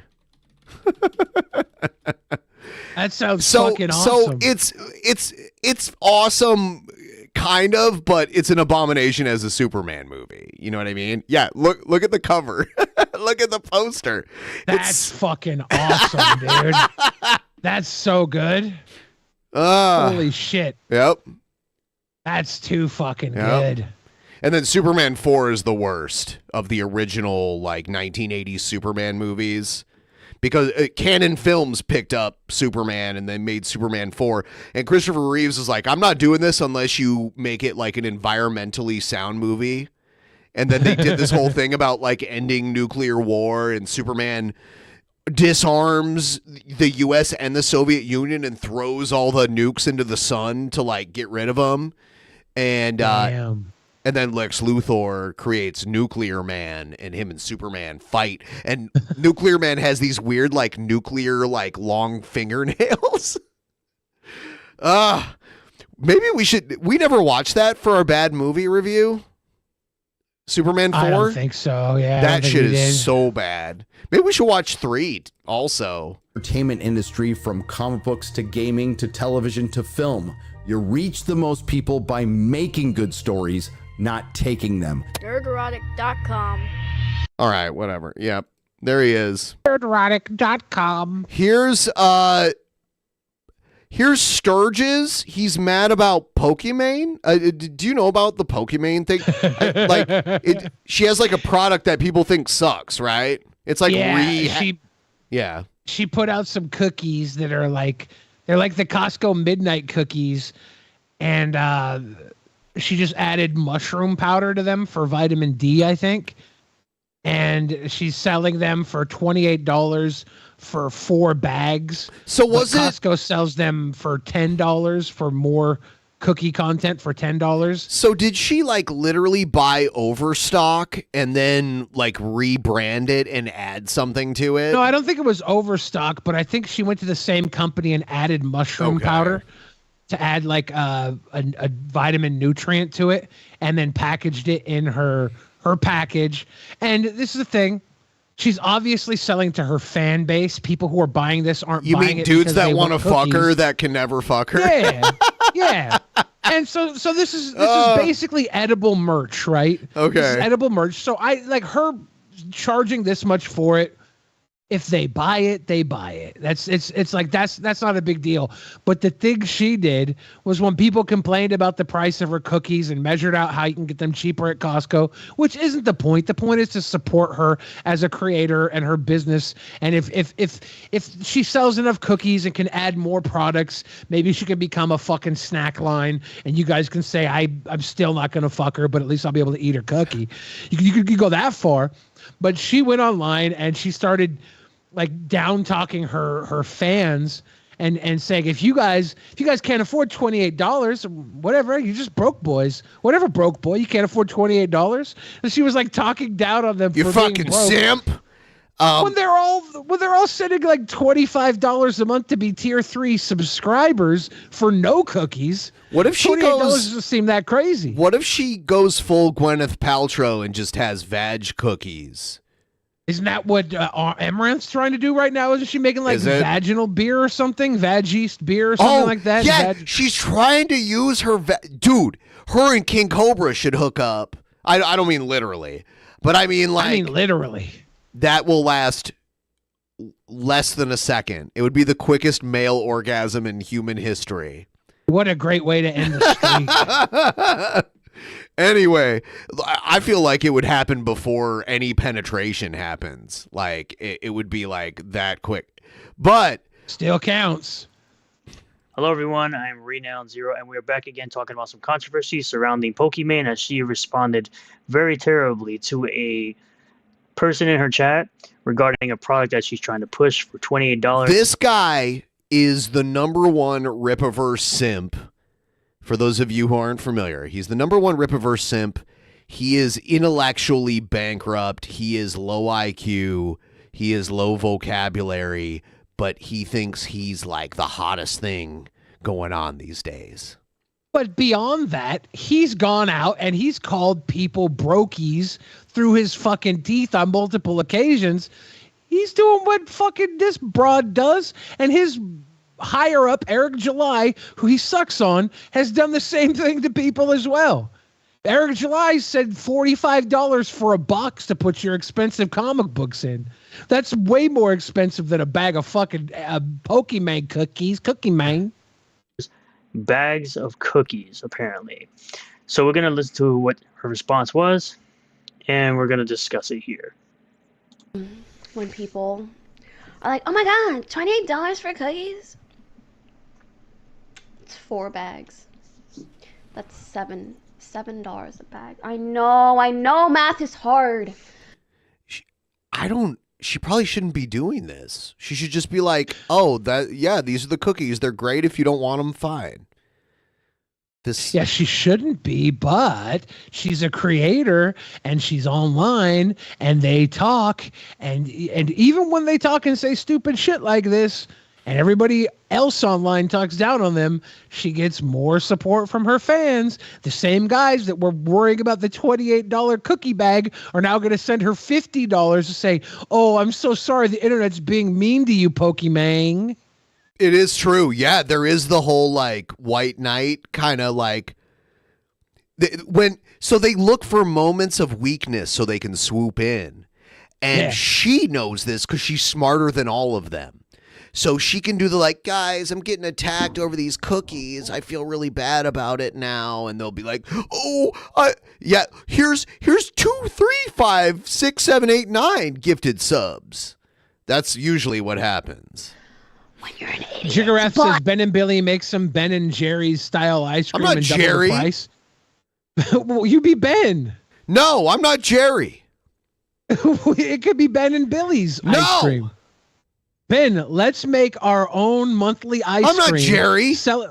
Let's sell it to our fans, Ben. And each month we'll make a lolcow inspired ice cream. This month will be Ben and Billy's Cobra Mead ice cream.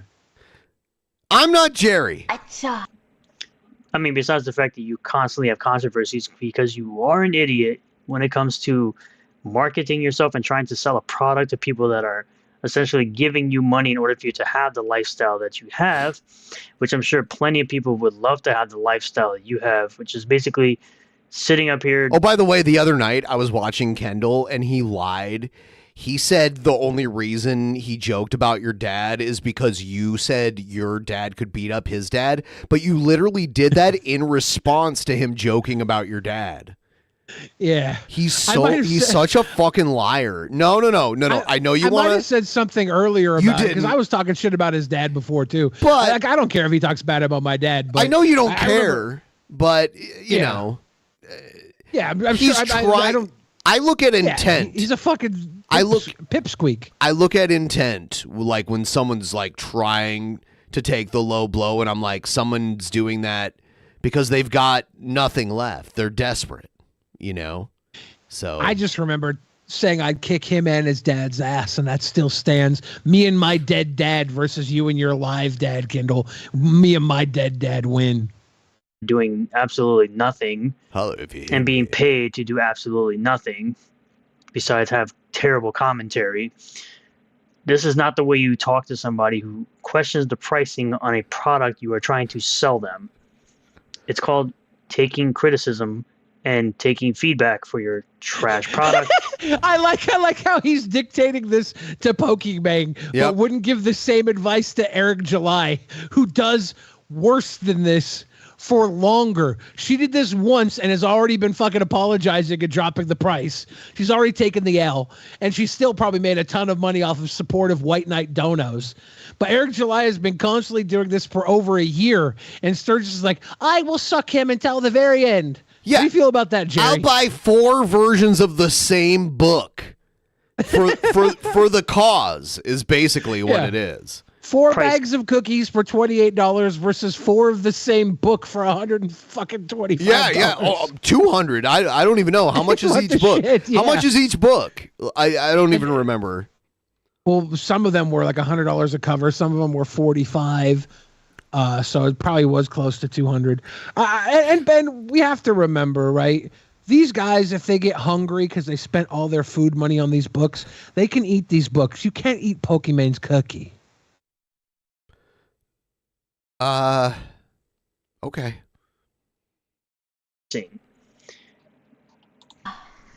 Look, if you're a broke boy, just say so. Anyway. You're a blokey. Oh, is he gonna be mad? Is he mad now about this? He's gonna be, right? But you're right. You're like you brought this up that he's calling he's called other people brokies, but now he's mad about it. God, he's such a hypocrite. At least I can be like, with most of my positions, I can be like, oh, well, I do that too. Like if the other side does something, I can be like, oh, well, I've done that too.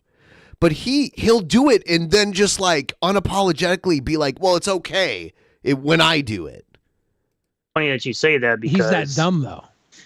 Most people in chat are probably what you would consider broke boys, and they're essentially falling over themselves trying to impress a person like you who is flat, boring, and honestly mid as hell, considering what you look like without your makeup on. Yeah, wow. I don't get how this is a big own. Yeah, she's slightly less pretty without makeup. Isn't that why makeup exists? Like, this is not an own. Yeah, she looks like... With this makeup, without makeup on, she looks like the type of girl she's okay. that gets excited. She looks like the type of girl that gets excited for tomato soup. The funny thing, the worst thing I could say about her. The funny thing is, like, her personality is the least attractive thing. Like the without makeup isn't this huge own. Yeah, all women wash off their makeup and look different when they do it. I think she was most attractive in her flippantly comfortable saying the N-word days. Did she have that? Yeah, if you look up Pokimane N-word, I think that's when she back in the day, attractive. like she was edgy back in the day. I didn't even know that. I don't know if she was even edgy. She was just saying it as like how you would say it about your homies or whatever. What you want is a girl who looks very good to you without the makeup, and then when she puts it on, she looks even better. Like, that's what you want. Really want. What you really want is a pterodactyl. But they went extinct 65 million years ago. I want to ride one. I want to play Turok or whatever. How often do I think about the Roman Empire? Never. I'm too busy thinking about pterodactyls. Most of you. That was my pterodactyl scream. Imagine this is people. Ben, this is how I imagine heaven for you. You are Jimmy Buffett double fisting margaritas, running away from pterodactyls as they swoop up everybody around you, just waiting for one you could ride. Or women, I should say, look like without your makeup on when you're on Twitch. Okay. Tend to look all nice for the camera, but once the makeup comes off. Is this bad? Does she look like hideous? I don't understand. And there's lighting and shit. Like, I'm not a fan of her at all. And I find her abrasive. I've seen clips of her where she's just abrasive as fuck. But I don't get this. She doesn't look bad. She just looks normal. The most hideous thing about this is how her two play buttons in the back are not evenly aligned. You're right. You're below. I hate that you brought that up. So, but apparently she the unmade bed. Apologized for her quote unquote insensitive joke following cookie drama. Right? She knows it wasn't a joke. She absolutely knew it wasn't a joke. She meant every word that she said. And the only reason she's apologizing for it because she got massive backlash for it. That's literally the only reason that she is apologizing. No, the only reason she's apologizing for it is because she realized she has a ton of fucking cookies that aren't going to sell now that the internet's talking shit about them. So her apology is lowering the price of the cookies because she doesn't want them to sit and go bad on a fucking warehouse. This is all marketing. Responds to cookie pricing backlash after quote broke fans joke. It wasn't a joke. She knew exactly what she was doing. She knew exactly what she was saying, and she wasn't being humble about someone giving her feedback on the pricing of a product she was trying to sell them. And on top of the fact that apparently Pokimane does look like Gale cookie seller.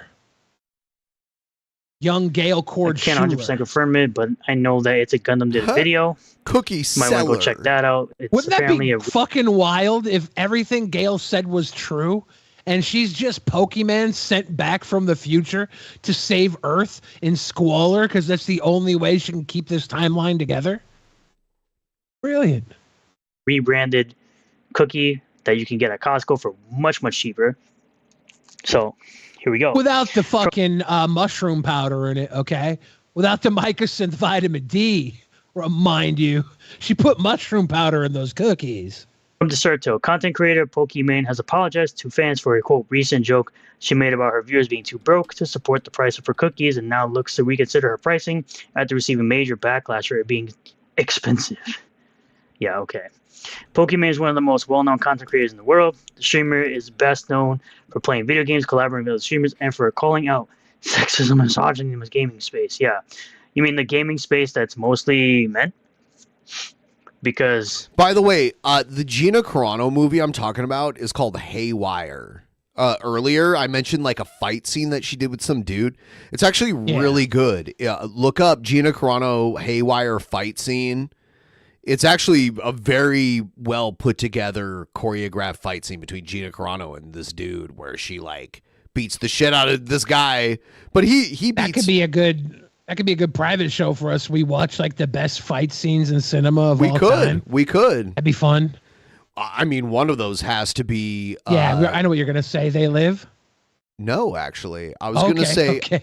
I was actually going to say Chuck Norris versus Bruce Lee at the Coliseum, which is a fake set that they did it on.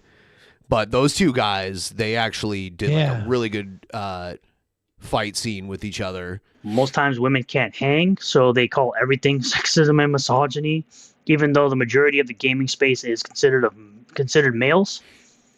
Considered male. Consistent of males. This has only been a recent thing, by the way. Especially with the whole Nita Sarkeesian stuff. However, Poki has found herself apologizing for recent comments she made in a stream when she called her broke fans who have criticized the pricing for controversial. By the way, Mina right cookies. now we're When watching people are like- Sturgis, and we have the most viewers we've had all night. Sturgis brings views. I'm so sorry, Sturgis. You're so relevant that I just need to keep hitman. watching you to bring in all the viewers. Oh my god, $28 for cookies. It's 4 bags. I like how the Sturgis moniker has made its way outside of Drunken Peasants as well. Yeah, I People love who it. talk about him refer to him as Sturgis Yeah. all across the internet. We named you, boy. And he's like, "Who's Sturgis? I don't know who that is." But at the same time, Hannibal named you. At the same time, he's made thumbnails where he refers to himself as Sturgis. So $7 per bag. I know. And then his buddy Poop Donkey likes us better. I know love math is Poop Donkey. hard That's my buddy when you're now. an idiot. But if you're a broke boy, just say so. Stated Pokimane in her November 18th stream. Following backlash online, Pokimane has now come out on Twitter and apologized for these comments, claiming she only meant them as a quote joke. No, you knew exactly what you were saying, and you know exactly why you said it.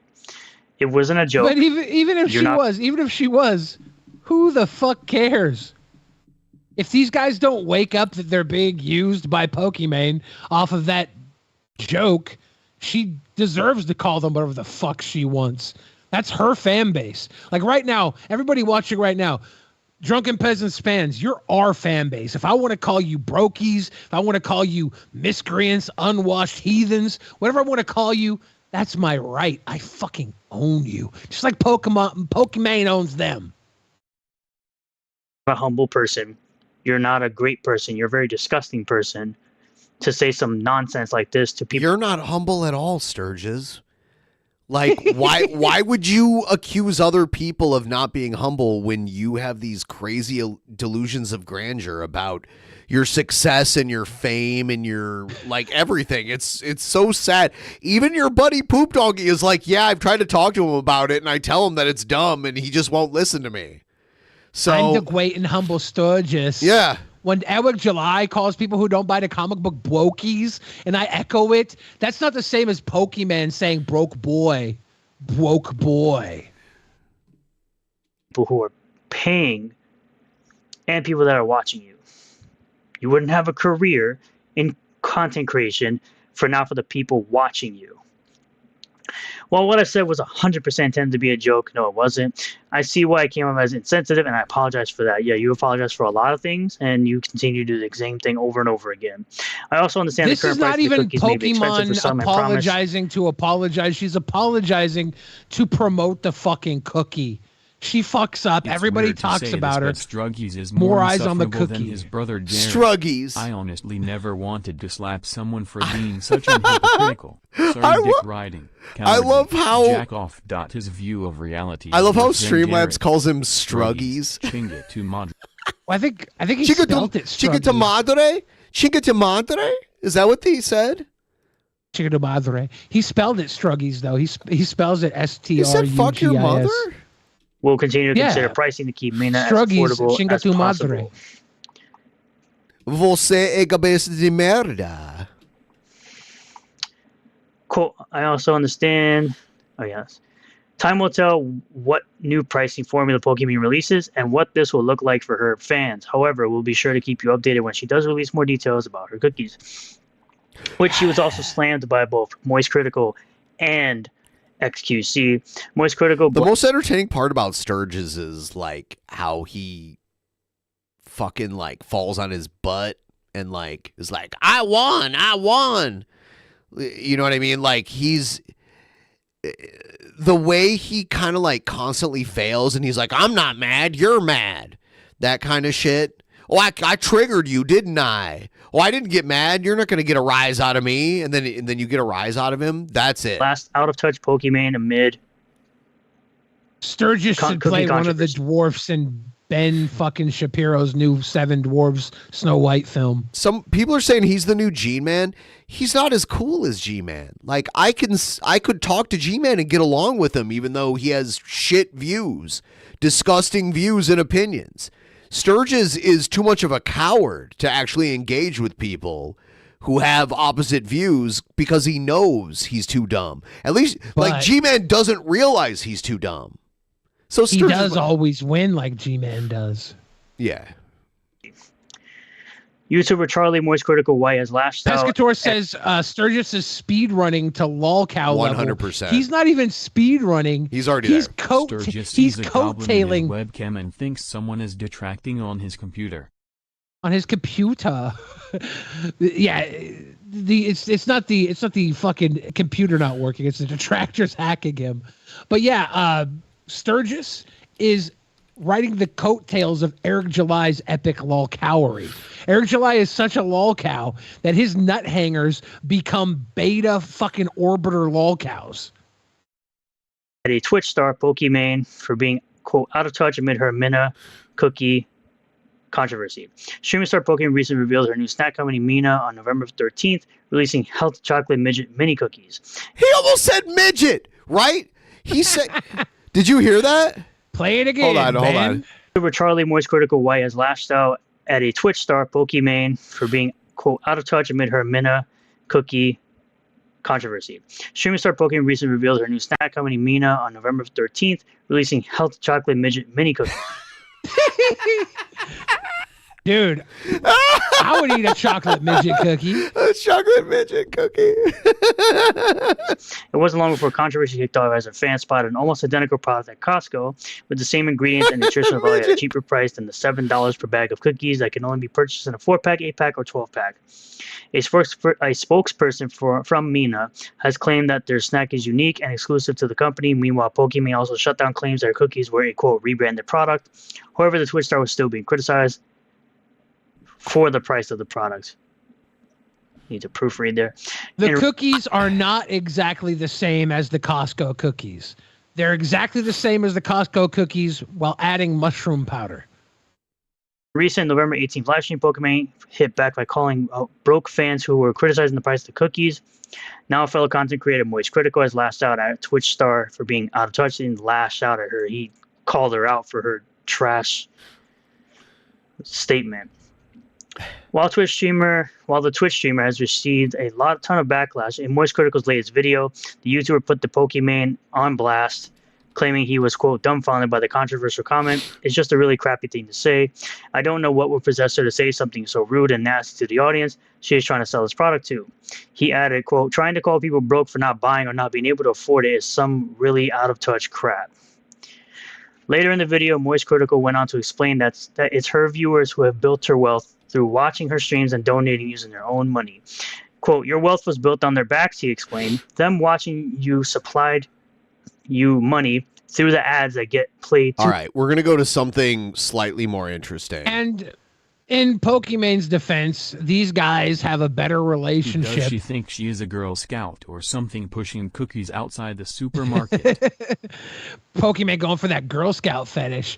She's built her company on the backs of these guys that now have a better relationship as her pay pigs than they would have with a woman in real life anyways. I mean, like, so 20 years ago, they're where they should be. 20 years ago, like, women had to work at strip clubs and be, like, naked and actually, like, near men to, like, have them simp and just give them money. Now they don't even have to get naked or even see the men. And then they just... That was the same thing existed with 900 numbers when people would call 900 numbers. They'd be able to work there and talk to them over the phone. I wonder if in this year's Astronomicon, look, it's our buddy Kendall. The rest of his co-stars to come back. He's dressed like the ninth Doctor.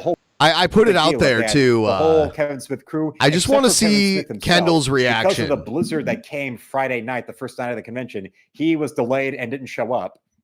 The link is there in the chat. From the Dante and Randall to Silent Bob, and even the main girl from Chasing Amy showed up. And she always had a big line and had like the biggest table with like the most things for you to sign, like the most headshots between, of course, between Chasing Amy, but also stuff like if you remember her. He's always just like rambling about movies and shit. Joey Lauren Adams from Chasing Amy was there. She dated Kevin Smith during that time period. She just disappeared. And then I know she came back briefly, and I know she was a part of the Jane Silent Bob reboot movie. But now even Matt Damon came back as to reprise his role in Jaffa. even though now, because of the legal issues with Weinstein's estate since his exposure in jail, with Dogma is in like a legal loophole where it's the DVD's out of print, it's not available in Blu-ray, and there's no streaming service that's showing it. So now it's one of those movies that's been pirated onto YouTube repeatedly, and you don't have to worry about it. Oh God! And now, if you do find like old DVD copies of poop balls, they poop run for, balls, like, poop triple balls. digits. I'm calling a poop balls raid onto Kendall's stream right now. Poop balls, poop balls, poop balls, poop balls.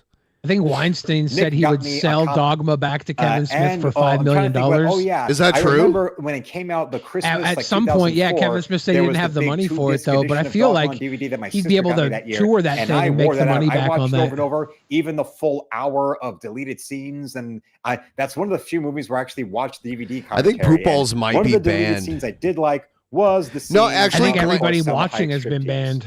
Yeah, maybe. Looks like we got some useless. Here we go, because he can see it. Useless waste of space. Yep. Here we go. And you can hear his dad in the background. The only things they can do is to taunt me over my name or to go and kiss and moan about the same tired old tourism. Kendall. One-trick ponies. One-trick ponies. No, what? Maybe 2 or 3 trick ponies. That might be it. Nice. Oh yeah, well at least we got. That's all they've got to do. You tripled our tricks that we can do. There's the say Alan. Alan is geriatric. Weird, like nerd crush. I found following like. Everyone say Alan is geriatric. That was that. Oh, we've got another one. Oh well, I'd like to thank all of these assholes for doing me a favor and bringing in the views. You're welcome. Tell him Jerry it was sent a film you. I loved when I first saw it when my mother rented it for us on VHS. Where's your mother these days, by the way? Watching Matt Damon shoot a man in the head on the back of a crowded Greyhound, but she immediately turned the movie off when Salma Hayek ripped her top open. But then afterwards there was that great because she knew you were going to grow up to be a giant titty drawing pervert. Yeah. So when he draws people, and I remember women, he starts with the tits. By the way, I've seen like his drawing stream. He starts with the giant tits and draws like a small head. And people have even tried to tell him like. People have even tried to tell him you should start with the torso, not the or no. They said you should start with the head. And he was like, no, I want to draw the torso first. So I don't. Yeah, eat dessert first, Luke. That's what he's doing. And the Universal the Miramax bat lot, because I love how like it throws their whole world into disarray. We got some more. That's nice to see this coming in. And since we got all this fun and all this fun times happening, don't forget to defy these idiots and drop in a super chat or a channel membership. Or, of course, here is the link to my art store once again. His art store. Yes. You can buy small heads and giant tits. The actors who got on the show before they were famous, well, there was Tony Shalhoub in an episode, or even Lucy Liu and Jack Black and Seth Green, and also Ryan Reynolds guest starred in an episode of The X-Files before his career took off. Before he was even on those couple episodes of The Outer Limits from the 90s.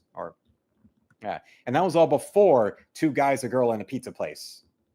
That got his career off, got him known in America, and then he leveraged that into doing Van Wilder, and he was off to the races for his film career ever after. So, for those of you who are new and you're like, why are they talking about this guy?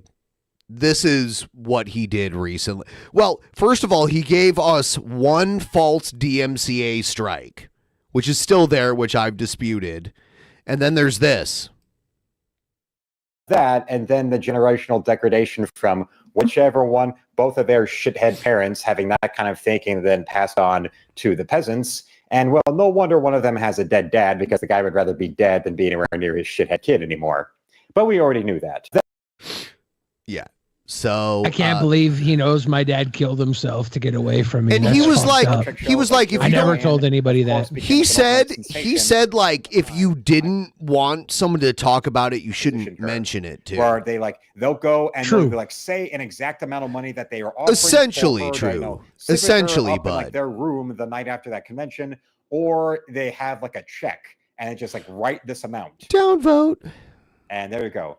Or I already have the check written, ready to go. All you got to do is, follow. Here's my room key.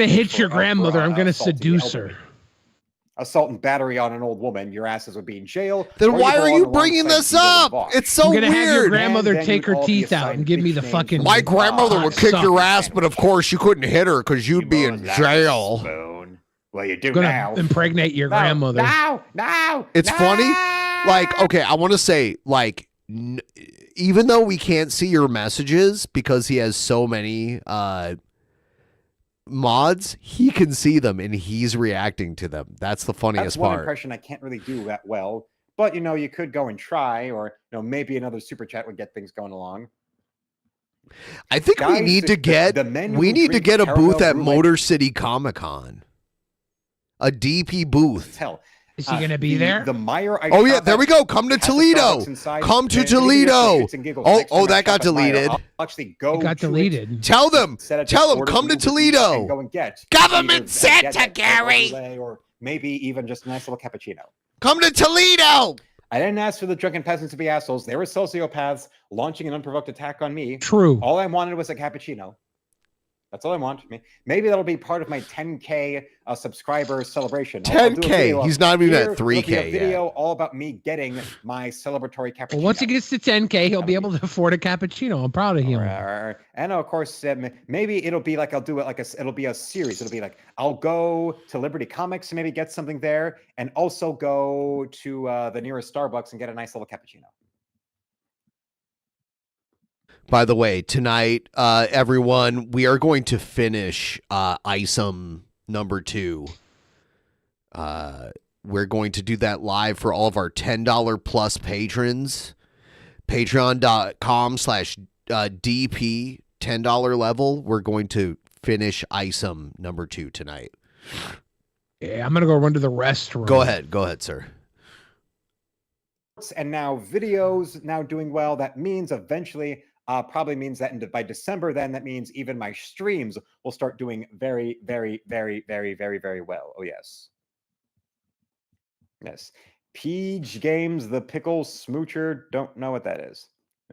Oh, yeah. They stick hammer and sickles up their manholes. We do that, I imagine that. Or at the very least, they get Vito and Vosh to put hammer and sickles up their manholes. Jay Padrick says that as a child, when he was younger, he had the toy for Superman Red Sun. Don't know how I feel about it now. Well, I remember seeing the toy at like Borders Books, because I remember because DC Comics actually had like monthly titles, like the monthly floppies there on the racks in the magazine aisles at Borders Books. You would see DC toys there. Like, remember that cool Superman Through the Ages? Batman. It was Through the Ages. There was Superman Through the Ages, Batman Through the Ages, and Wonder Woman Through the Ages. And it was a book on the history of the characters combined with 4 toys for each of the 4 major eras of the character. They had that. Also, they had the DC, like the DC, what was it? Like DC, not Legends, like DC Direct toys. And it included specifically like DC toys from the Infinite Crisis and from Kingdom Come. And also, I remember the Superman Red Sun toy. I don't have the toy, but I do have the comic. Like, I do like the comic. I do find it interesting as an interesting kind of what if. Everyone tell him, all right. What if stories, those non. Tell him Michigan will lose. Comic book character. I always wonder, why couldn't these creators just Michigan will lose. Michigan will lose. Michigan will lose. Michigan will lose. And quit doing Captain America because they didn't own the copyright. They went to DC and they did Fighting American and were smart enough to actually get a deal where they owned the copyright on Fighting American. Like, why couldn't they do that? Like with Mark Millar, why didn't he could just do like with pretty much all of like the first wave of Mark Millar's creator-owned titles were just comics he did based off of rejected proposals he gave to DC in the 90s. Like the Secret Society of Supervillains, he had an idea for them, a story for them that got rejected, and he rewrote the story into becoming his first big original comic, Wanted, that he made in. All right. Yeah, there's Kendall. Same old Kendall. I'm gonna put you full screen while I go pee. Wanted, dead or alive. Ladies and gentlemen, this is your time. Big Face Billy, you know the segment. All your wildest dreams come true when I go full screen. You got questions? Got answers. Ask away. Ask away. Send me forth on a journey of truth and enlightenment. I will be your hero, baby. DJ says, Billy, do a fat.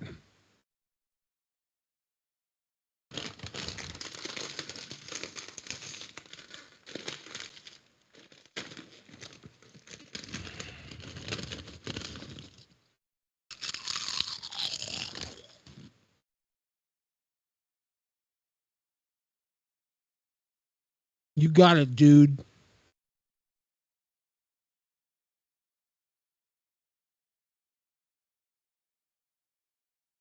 Now I got to chew, though.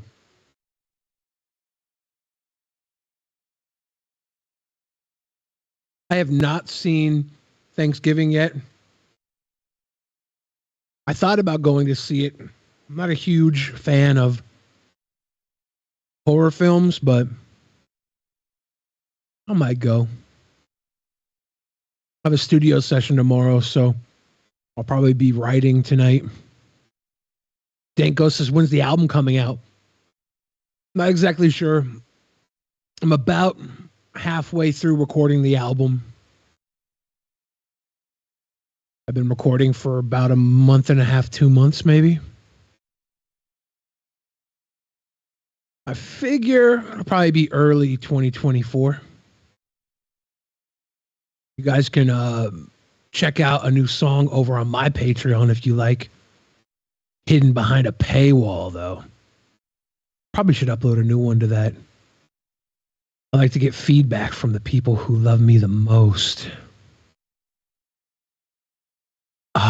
Billy, has your diet been able to open up any? I've been able to cheat death and eat stuff I shouldn't be, and I haven't died yet, but it hasn't really opened up.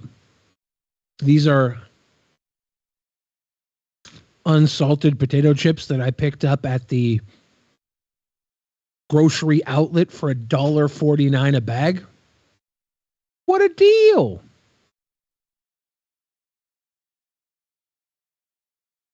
You have 2 milligrams sodium per serving. Very low sodium. Lowbrow Justice says, Billy, may I eat oyster crackers off your tummy? What are you, some sort of awesome dude? You think I would just let an awesome dude have an oyster cracker buffet off my belly? Hi, Lutamas. How are you doing? I have to go low sodium. I have to watch how much water I drink. It sucks. Abe Trade says, Billy, what's your kind of cookie? What's your kind of cookie? I think if I had to pick a kind of cookie, I would pick the little jam thumbprints. Like a little like shortbread style cookie with the thumbprint pushed in and a dollop of jam inside of it with some powdered sugar over it. I think that might be my kind of cookie. Do you like do a cheat meal here and there, Billy? I've been doing cheat meals here and there, and I probably shouldn't be. I've been doing them a little bit because I am a hungry little boy. Have I thought about eating Ben? No, that's not my sort of kink, TJ. What do you eat for cheating days? Like I'll go and I'll get a pizza, and even then I'll get like a mod pizza, and I'll get the most low sodium toppings. It's just higher than usual. Isn't cheese high sodium, like in of itself? Yeah. Mozzarella is lower than a lot of the other ones, though, but Parmesan is high. You really have to look and see what's there. Dude, the other day at the QFC in my area, I thought of you because they had like a whole like area of burrata that was reduced. You know, the reduced tag where it's like 75% off. It was like stacks of burrata that they were trying to get rid of. Shit. Yeah. I should have went in and picked it up. I was in your area the other day. I went to play Magic Cards on Sunday. There's the boopy. I could have picked up all that for sale burrata. It was probably still like $2 a container. Yeah, for like 2 or 3 big balls of it, you know? Yeah, worth it. Yeah, it's pretty amazing. Oh God, I got a little puppy in my lap now.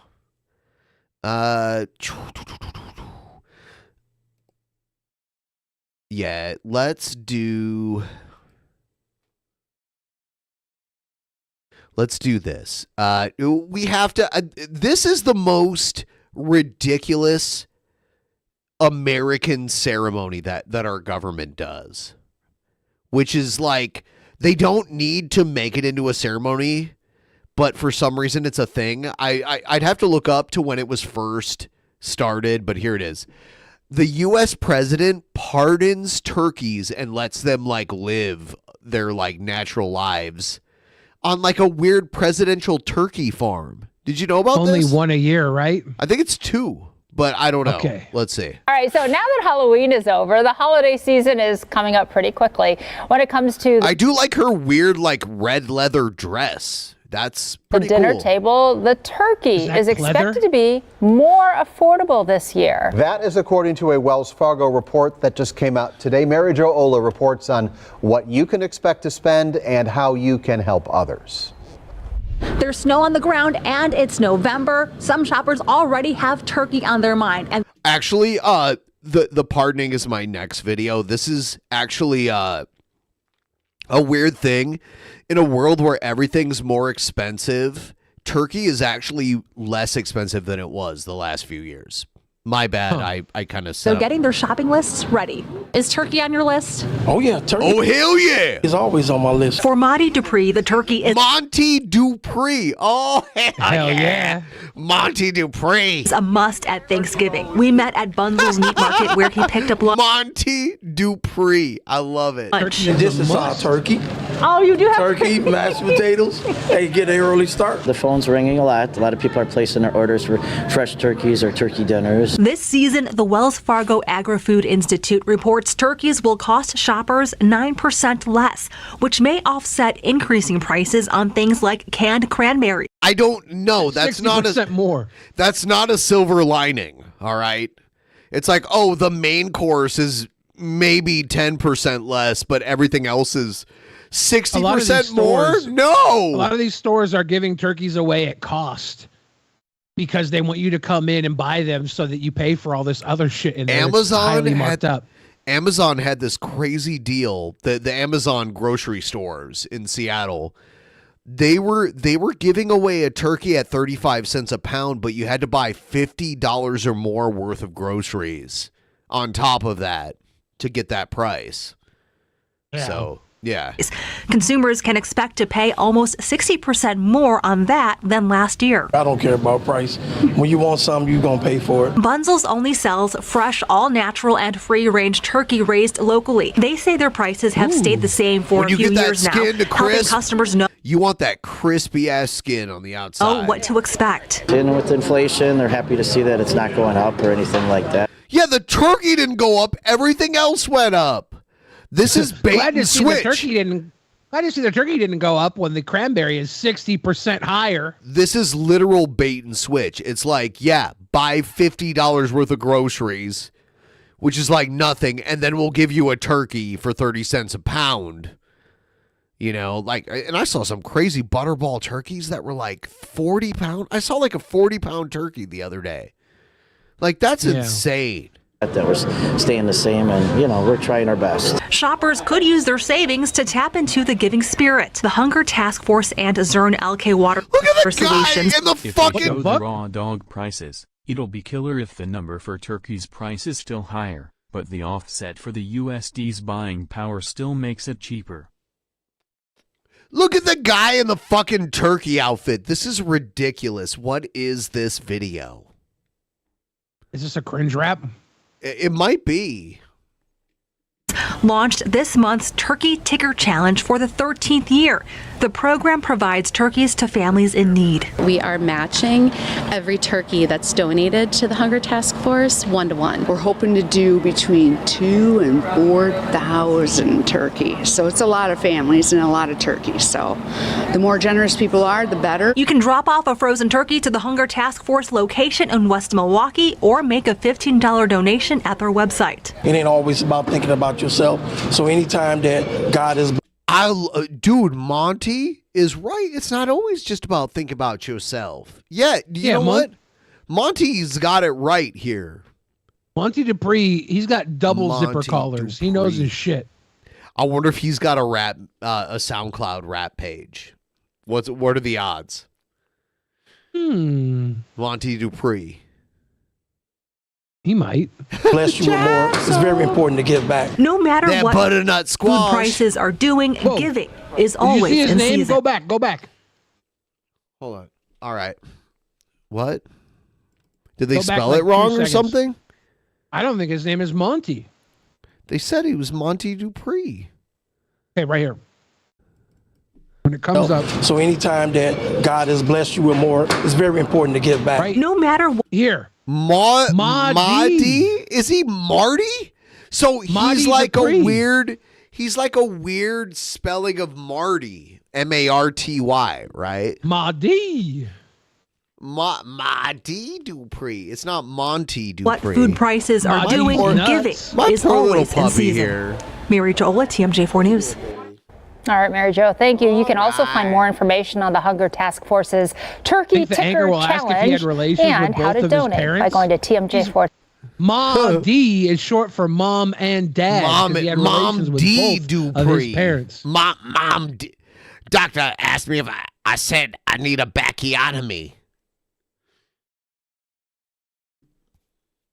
Just a reminder, in a couple minutes here, we're going to leave and do our live reaction to the final bit of Isom 2, written by Eric D. July. How do you think it's going to end up? Are you excited to witness this conclusion?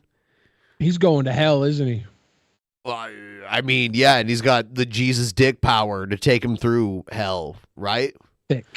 And then, like, he was like, I didn't want to wear this suit, but I am. And they ramped it up with Jesus dick power, basically, right? Fuck yeah. Holy Big, shit. thick Jesus dick.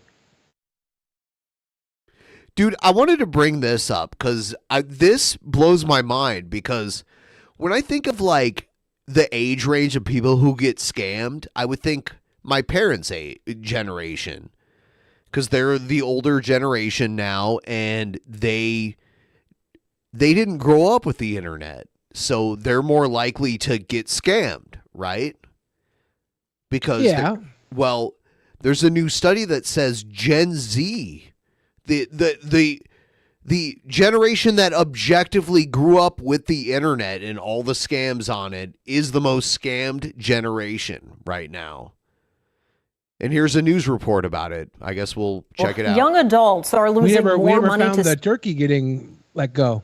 Oh, shit. Well, we'll scams do that than any next. other age group. That's according to new data from the Better Business Bureau. NBC4 Investigates Jamie Ostroff is here now to break down the numbers and show us how Gen Z became the most vulnerable to scammers. Jamie? Jen, you've been doing this a long time too. You might find this just as surprising as I did. Years of data from the Better Business Bureau and the Federal Trade Commission have shown older adults are prime targets for grifters, and in a way they still are. The latest BBB research shows that while seniors do fall for scams more often, Gen Z victims are losing more money. $1,700 lost because of a phony job listing. $690 paid for a pair of Taylor Swift tickets that didn't exist. Oh, God. Wow, dude, that's such a good scam. They're people losing are more willing- money because they're Swifties. These are just two reports of many from young scam victims to the Better Business Bureau of Central Ohio. It's somewhat surprising because we've all been, accustomed to hearing that seniors are the biggest targets of scams. But if you think about it, there's so much happening online, and we're seeing the younger generation really becoming victims of online scams. According to the this BBB, is all based on their purchase of ISOM, actually. His most recent scam tracker risk report, Gen Z is now losing more money to scams than their baby boomer counterparts. The median dollar loss for scam victims aged 18 to 24 is $220. For Fuck. victims 65 and older, that drops to $199. Still Both not are good. higher than the median It's pretty bad. loss for victims of all ages, $171. To what can we attribute that? It is the volume of opportunities that's online. The annual risk reports show young adults have been taken for more money every year since 2019. BBB Central Ohio President Judy Dollison says she expects the trend will only get worse in the coming years. Scammers know what works, right? So once it starts working, they're just going to keep Do at drunken it. peasant scams count? Like when we're late and we're called scammers, then they donate anyways? Does that Yes. count towards this? And those are going to grow. Shit. So We're getting a bad BBB rating. what is working? According to the BBB's report, the most common cons targeting young adults are employment scams. They get a check from their employer that's a fake check, but they don't know that. They deposit it in their bank, and then the employer says, Damn. well, we need you to pay for training or we need to pay for supplies.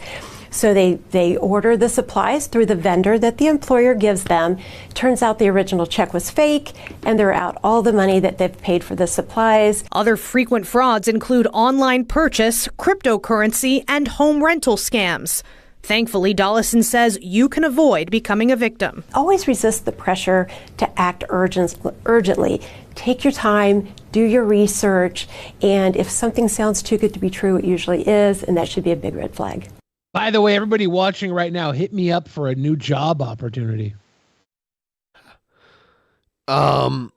Dude, this is something that was so sad that I saw the other day. I just have to put it out there. New tonight, Dana Carvey says his son has died of an accidental drug overdose. Carvey and his wife Paula posted on Instagram tonight that their son Dex died yesterday at the age of 32.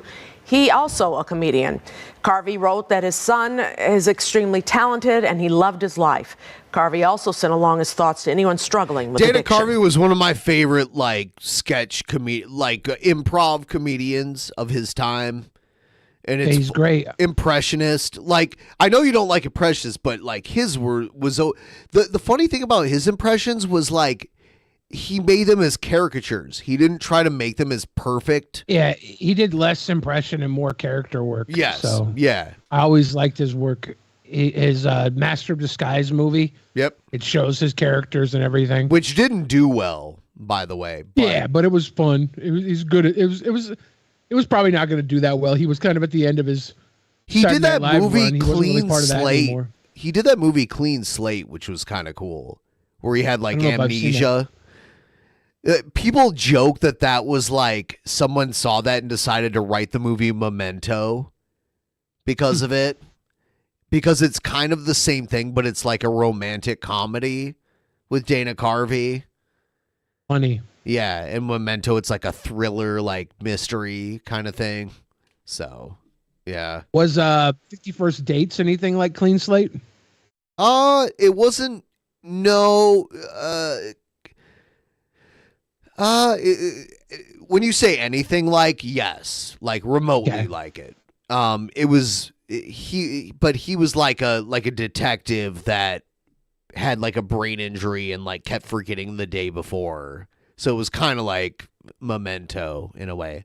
Like Memento was a great movie, by the way. Yeah, it sucks that he lost his boy. Rest in peace. I didn't know he was a comedian. I'll probably try and watch some of his stuff. I saw Dana Carvey make a tweet or something about losing his son. That was pretty heartbreaking. I thought you were going to say the heartbreaking video was going to be the turkey didn't get pardoned this year. No, but I'll play that. Next. Here we go. Here we go. Then I saw this. I was like, oh, this We is want to take you now actually to the heartbreaking. White House. It's that time of year again. President Biden set to pardon 2 turkeys ahead of Thanksgiving. Let's take a listen in. Before I begin, I'm going to ask for a vote. Do I free the turkeys tonight? Dude, this is me after like a couple hours at the bar. Biden sounds like me after like an hour or two of drinks. Do you think we can get Drunk Ben to get more votes than Puking Dog? I probably could. Yes. Anyway, Vote good to Drunk see Ben you this all. year. If you have a seat, please take it. It's great to see you all. It's a good morning. I'm honored to welcome to the biggest edition of this wonderful White House Thanksgiving tradition. And it really is. We've got a lot of special guests. He always looks like he's in pain. Like in his eyes, he's always like that. Today, I wonder if they have a lot of lights in his children and eyes. family. No, he's outside, dude, during the day. It's from my staff and Yeah, but they cabinet. have, Where like, y'all? you see the glare on his forehead. There There's you some go. sort of That's lighting the on him. sun. All right. Students from Washington Elliott Hine Middle School.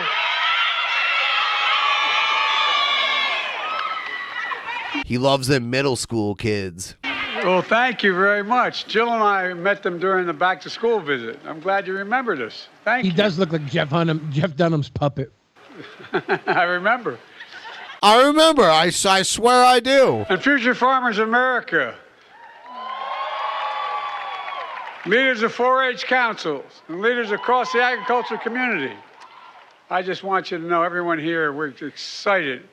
We're our honored guest with us today, Liberty and Bell.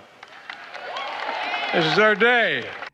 Joe Biden should be stepping down and endorsing a new candidate or just letting Kamala run. We might get Gavin Newsom in his place. He needs to do it very soon, before the end of Gavin the year. Newsom just met with the Chinese king or whatever his name is. Not king. Yeah, whatever he is, whatever his position is. Thanks to the chairman of the National Turkey Federation, Steve Lykin, Steve and your entire family. Got to meet the entire family. And by the way, it's my birthday today, and they can actually sing birthday music. I just want you to know it's difficult turning 60. It's difficult. You've been doing it for 20 years. Family raised these birds on their family farm in Minnesota, and Steve, we're grateful to your entire family. You're a beautiful family. Thank you very much. God, they're big. See, I'm used to chickens in Delaware. We got a $4 billion industry in chickens, but no chicken that big, man, I tell you. Just a few weeks ago, I visited another family farm in Minnesota, where we talked about the pride of small towns and communities, rural communities, the pride that people have being able to know they can stay there and continue to keep their farms, and how because of the investments we're making, we're restoring hope and opportunities so family farms can stay in the family, and children don't have to leave home if they wish to stay and make a living on the farm. Look, it matters. And thanks to all the families across America who feed and fuel our nation and the world, I might add. The world. The National Turkey Presentation and Pardon marks the unofficial start of the holiday season. We're here in Washington, a time to share joy and gratitude and have a little bit of fun. All right. So where's the turkey pardoning part? Oh, here they are. Is he gonna grab them and snap their necks? It is two of them. Yeah. So I'm told by the Turkey Federation and Liberty Bell and They should have to fight, and the winner gets to live his life out. Honeycrisp apples. Not bad, huh? Ice hockey. I sure in hell would like to see them play ice hockey. God, he looks like he's in pain constantly. 1,000 Lakes and the Mall in America. Now, just to get here, Liberty and Bell had to beat some tough odds in competition. They had to work hard to show patience and be willing to travel. Dude, his eyes are like little slits. Over 1,000 miles. You could say even this harder than getting a ticket to the Renaissance tour or Britney's tour. She's down. These look like parade turkeys. They really made these motherfuckers buff. It's kind of warm in Brazil right now. Look, folks, based on their commitment to being productive members of society as they head to their new home at the University of Minnesota, going to bring them on up, or do I do it there? Is he going to snap their necks? What are you going to do? No, he's pardoning them. He cannot kill them. Man. He might. He's out of his fucking mind. I'm impressed. It's only the third time he's done this. I hereby pardon Liberty and Bell. He didn't do this during COVID, All right? Congratulations, birds. Congratulations. Look, now let me conclude on a serious note about why we have Thanksgiving in the first place. To remind ourselves, and we sometimes forget this, how we have so much to be thankful for as a nation. This week we'll gather with the people we love and the traditions that each of us have built up in our own families. We'll also think about the loved ones we lost, including just yesterday when we lost former First Lady Rosalynn Carter. That's so fun. Jimmy Carter is a fucking vampire, dude. Like, he had brain cancer and it just went away. Most people, that, like, they have to, if it goes away, they have to deal with that for years. Jimmy Carter was diagnosed with brain cancer, and like a year later, it was like, Jimmy Carter no longer has brain cancer. And now he's still fucking alive. Dude, when is that dude going to die? Never. Never. I think it'll be like 10, 12 years from now, Jimmy Carter is going to be like at the inauguration of a new president. Who walked their own path, inspiring a nation and the world along the way. And let's remind ourselves that we're blessed to live in the greatest nation on this face of the earth. That's what I see when I travel America. I met so many incredible people who do such extraordinary things, including just yesterday, Jill and I visited the largest naval station in the world, Norfolk Naval Station, and in Virginia, to serve what they call Friendsgiving, Thanksgiving meal to 1,000 servicemen and their families. We owe them. We owe them big. And today's ahead, our families and friends travel and come together to celebrate Thanksgiving. We can all give thanks to the gift that is our nation. And let's remember, we are the United States of America. And there is nothing, I mean this sincerely, nothing beyond our capacity when we work together. We've never come out of a situation, a bad circumstance, without being better off when we come through it. All right, Biden, enough of the bloviating. Kill this fucking bird. We got to eat. You hear about Argentina's new president? No. Yeah, he's fucking awful, and Eric July loves him. He's a fucking psycho. I don't know if you. I guess we'll check this out. Coming from the far right, Javier Milei won a convincing victory in yesterday's presidential election with a promise to sharply cut government spending and tackle the country's worst economic crisis in decades. No, the neighbor dead. Donna's dead. Oh. Says he'll bring a chainsaw to the economy. In fact, he was on Laverne and Shirley back in the day.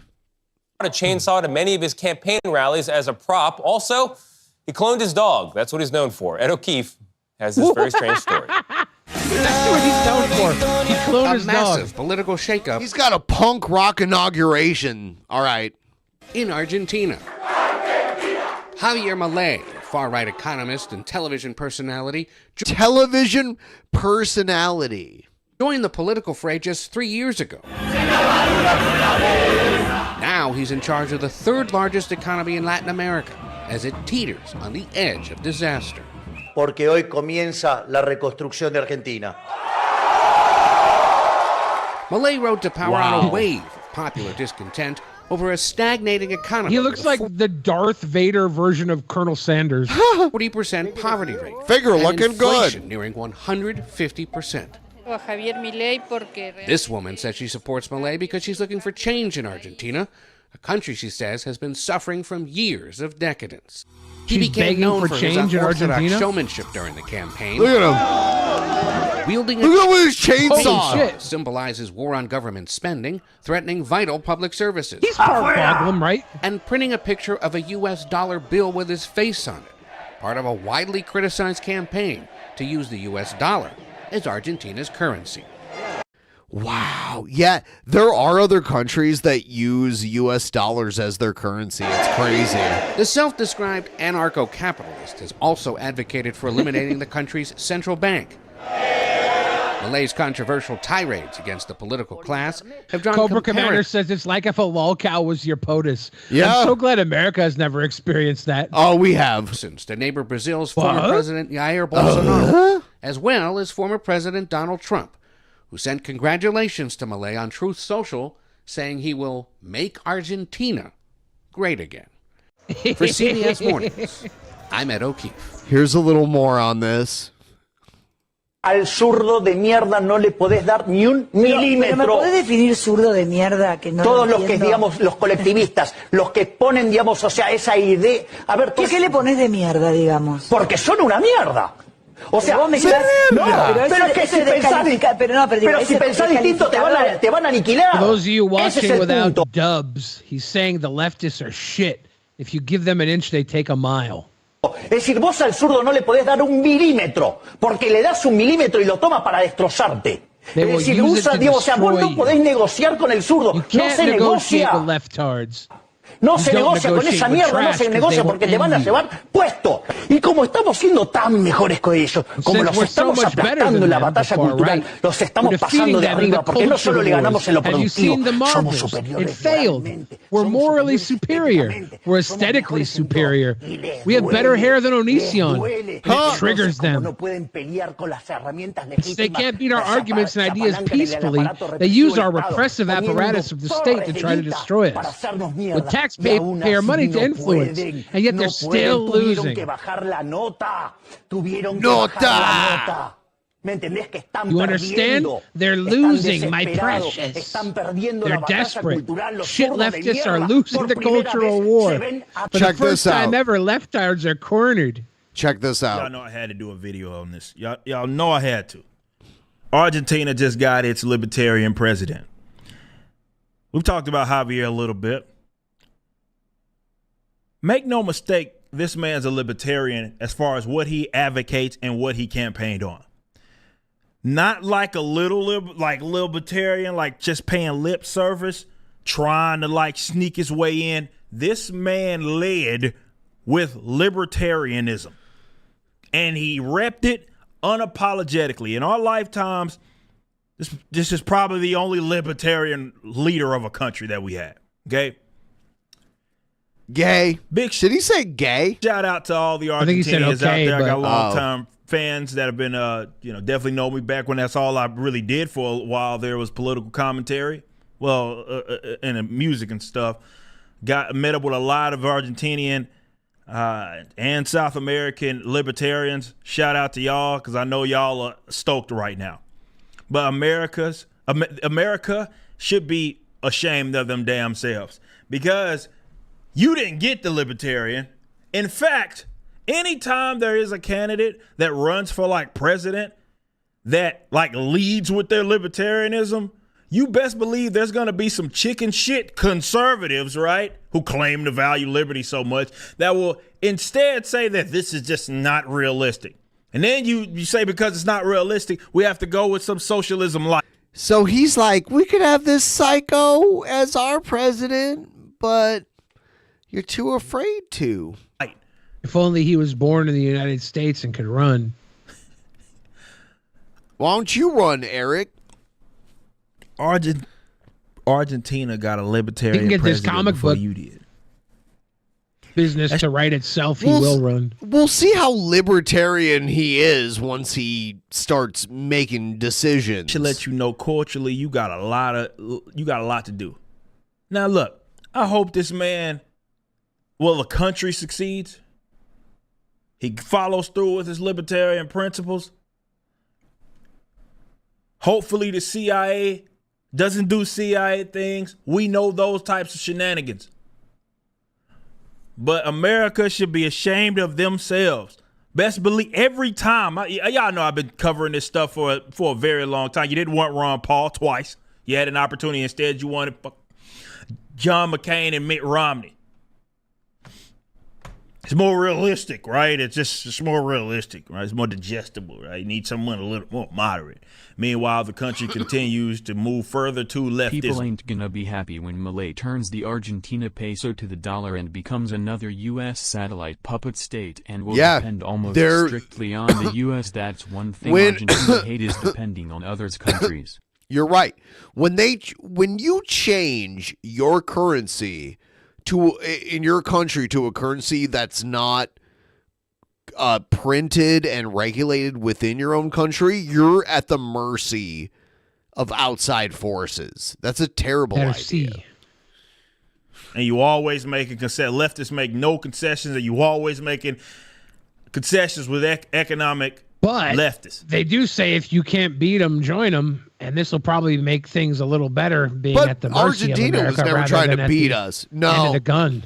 No, I don't. Yeah, there's a few countries that use our currency as their main currency, and it's ill-advised, especially for a country with a high population. And then you can see, I mean, like these countries where it's like tourism economy, like little islands here and there, where like the majority of money coming in is American, sure. But like Argentina is a large country and most of the people there are not American tourists. Changing their entire economy to American dollars is insane. I don't know what sort of like Congress or parliament they have in Argentina. I haven't looked up their government structure, but I'm hoping they'll fight against that because that's very bad. What's going on with the money situation right now, and everybody's like, oh, what happened? My dollar doesn't go as far as it once did. I don't know. Maybe it's just, Treasury in combination with the Federal Reserve, in combination with your recklessly spending Congress folk, and maybe that got something to do with it. Maybe it's time to try a little liberty. Try not to get so frustrated. Shout out Argentina. I'm on that note. Shout out to get so frustrated. Argentina. Shout out Argentina. All right, so there's that. Yeah, the John Cena movie that came out recently called Freelance was very interesting. Movie about South American country being taken over by operatives to make them join the U.S. dollar. Pretty interesting movie to watch. Argentina's a very big country. Like people have been living there for a very long time. It's like a long, thin country too. It's kind of weird, but it's one of the larger populated countries. Like Brazil is like the big country in South America. Brazil is just like insanely huge. But that's because language barriers made them the largest country. They were the only region that didn't speak Spanish in South America, and then that's how Brazil was formed. It was a Portuguese settlement, like a large chunk of Portuguese. So, yes. So, tonight, we are about to end this show, and we are going to go over to Patreon, which is a great way to support our streams, everything you enjoy and that you find amusing and entertaining, and we're going to finish our final installment of Isom. Could you give everyone kind of a, I don't know, like a synopsis like of Isom from issue 1 up until where we read it, Billy? Like if you could sum it up.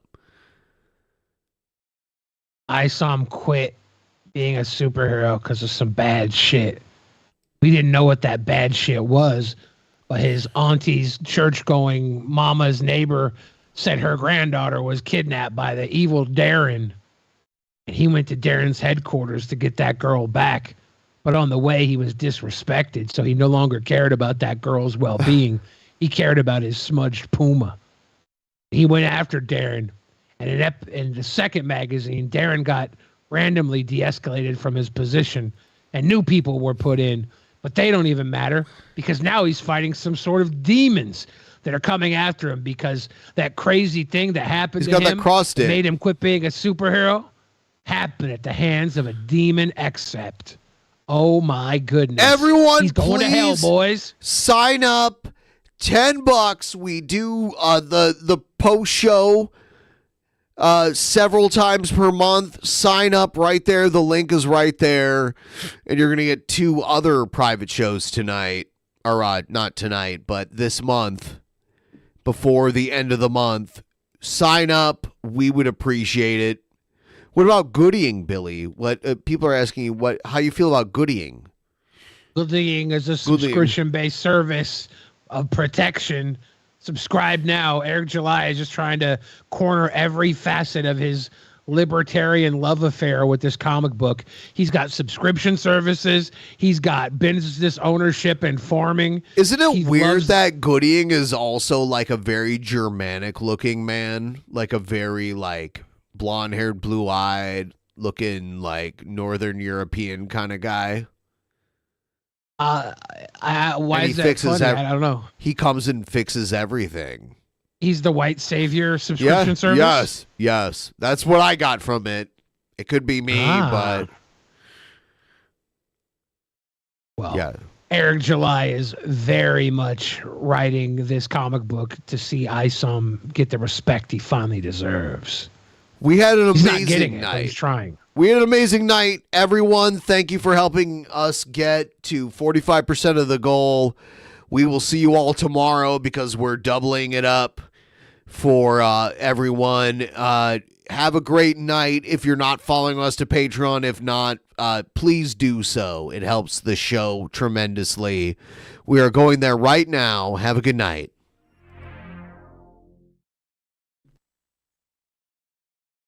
In the beginning, there was nothing, and then there was the Drunken Peasants Podcast. Drunken Peasants, Drunken Peasants, Drunken Peasants, Drunken Peasants. From the strangest corners of the internet, gonna get TP'd by Billy and Ben. You know where you can find them at. Get ready, cause they're gonna kick your... Drunken Peasants, Drunken Peasants, Drunken Peasants, Drunken Peasants.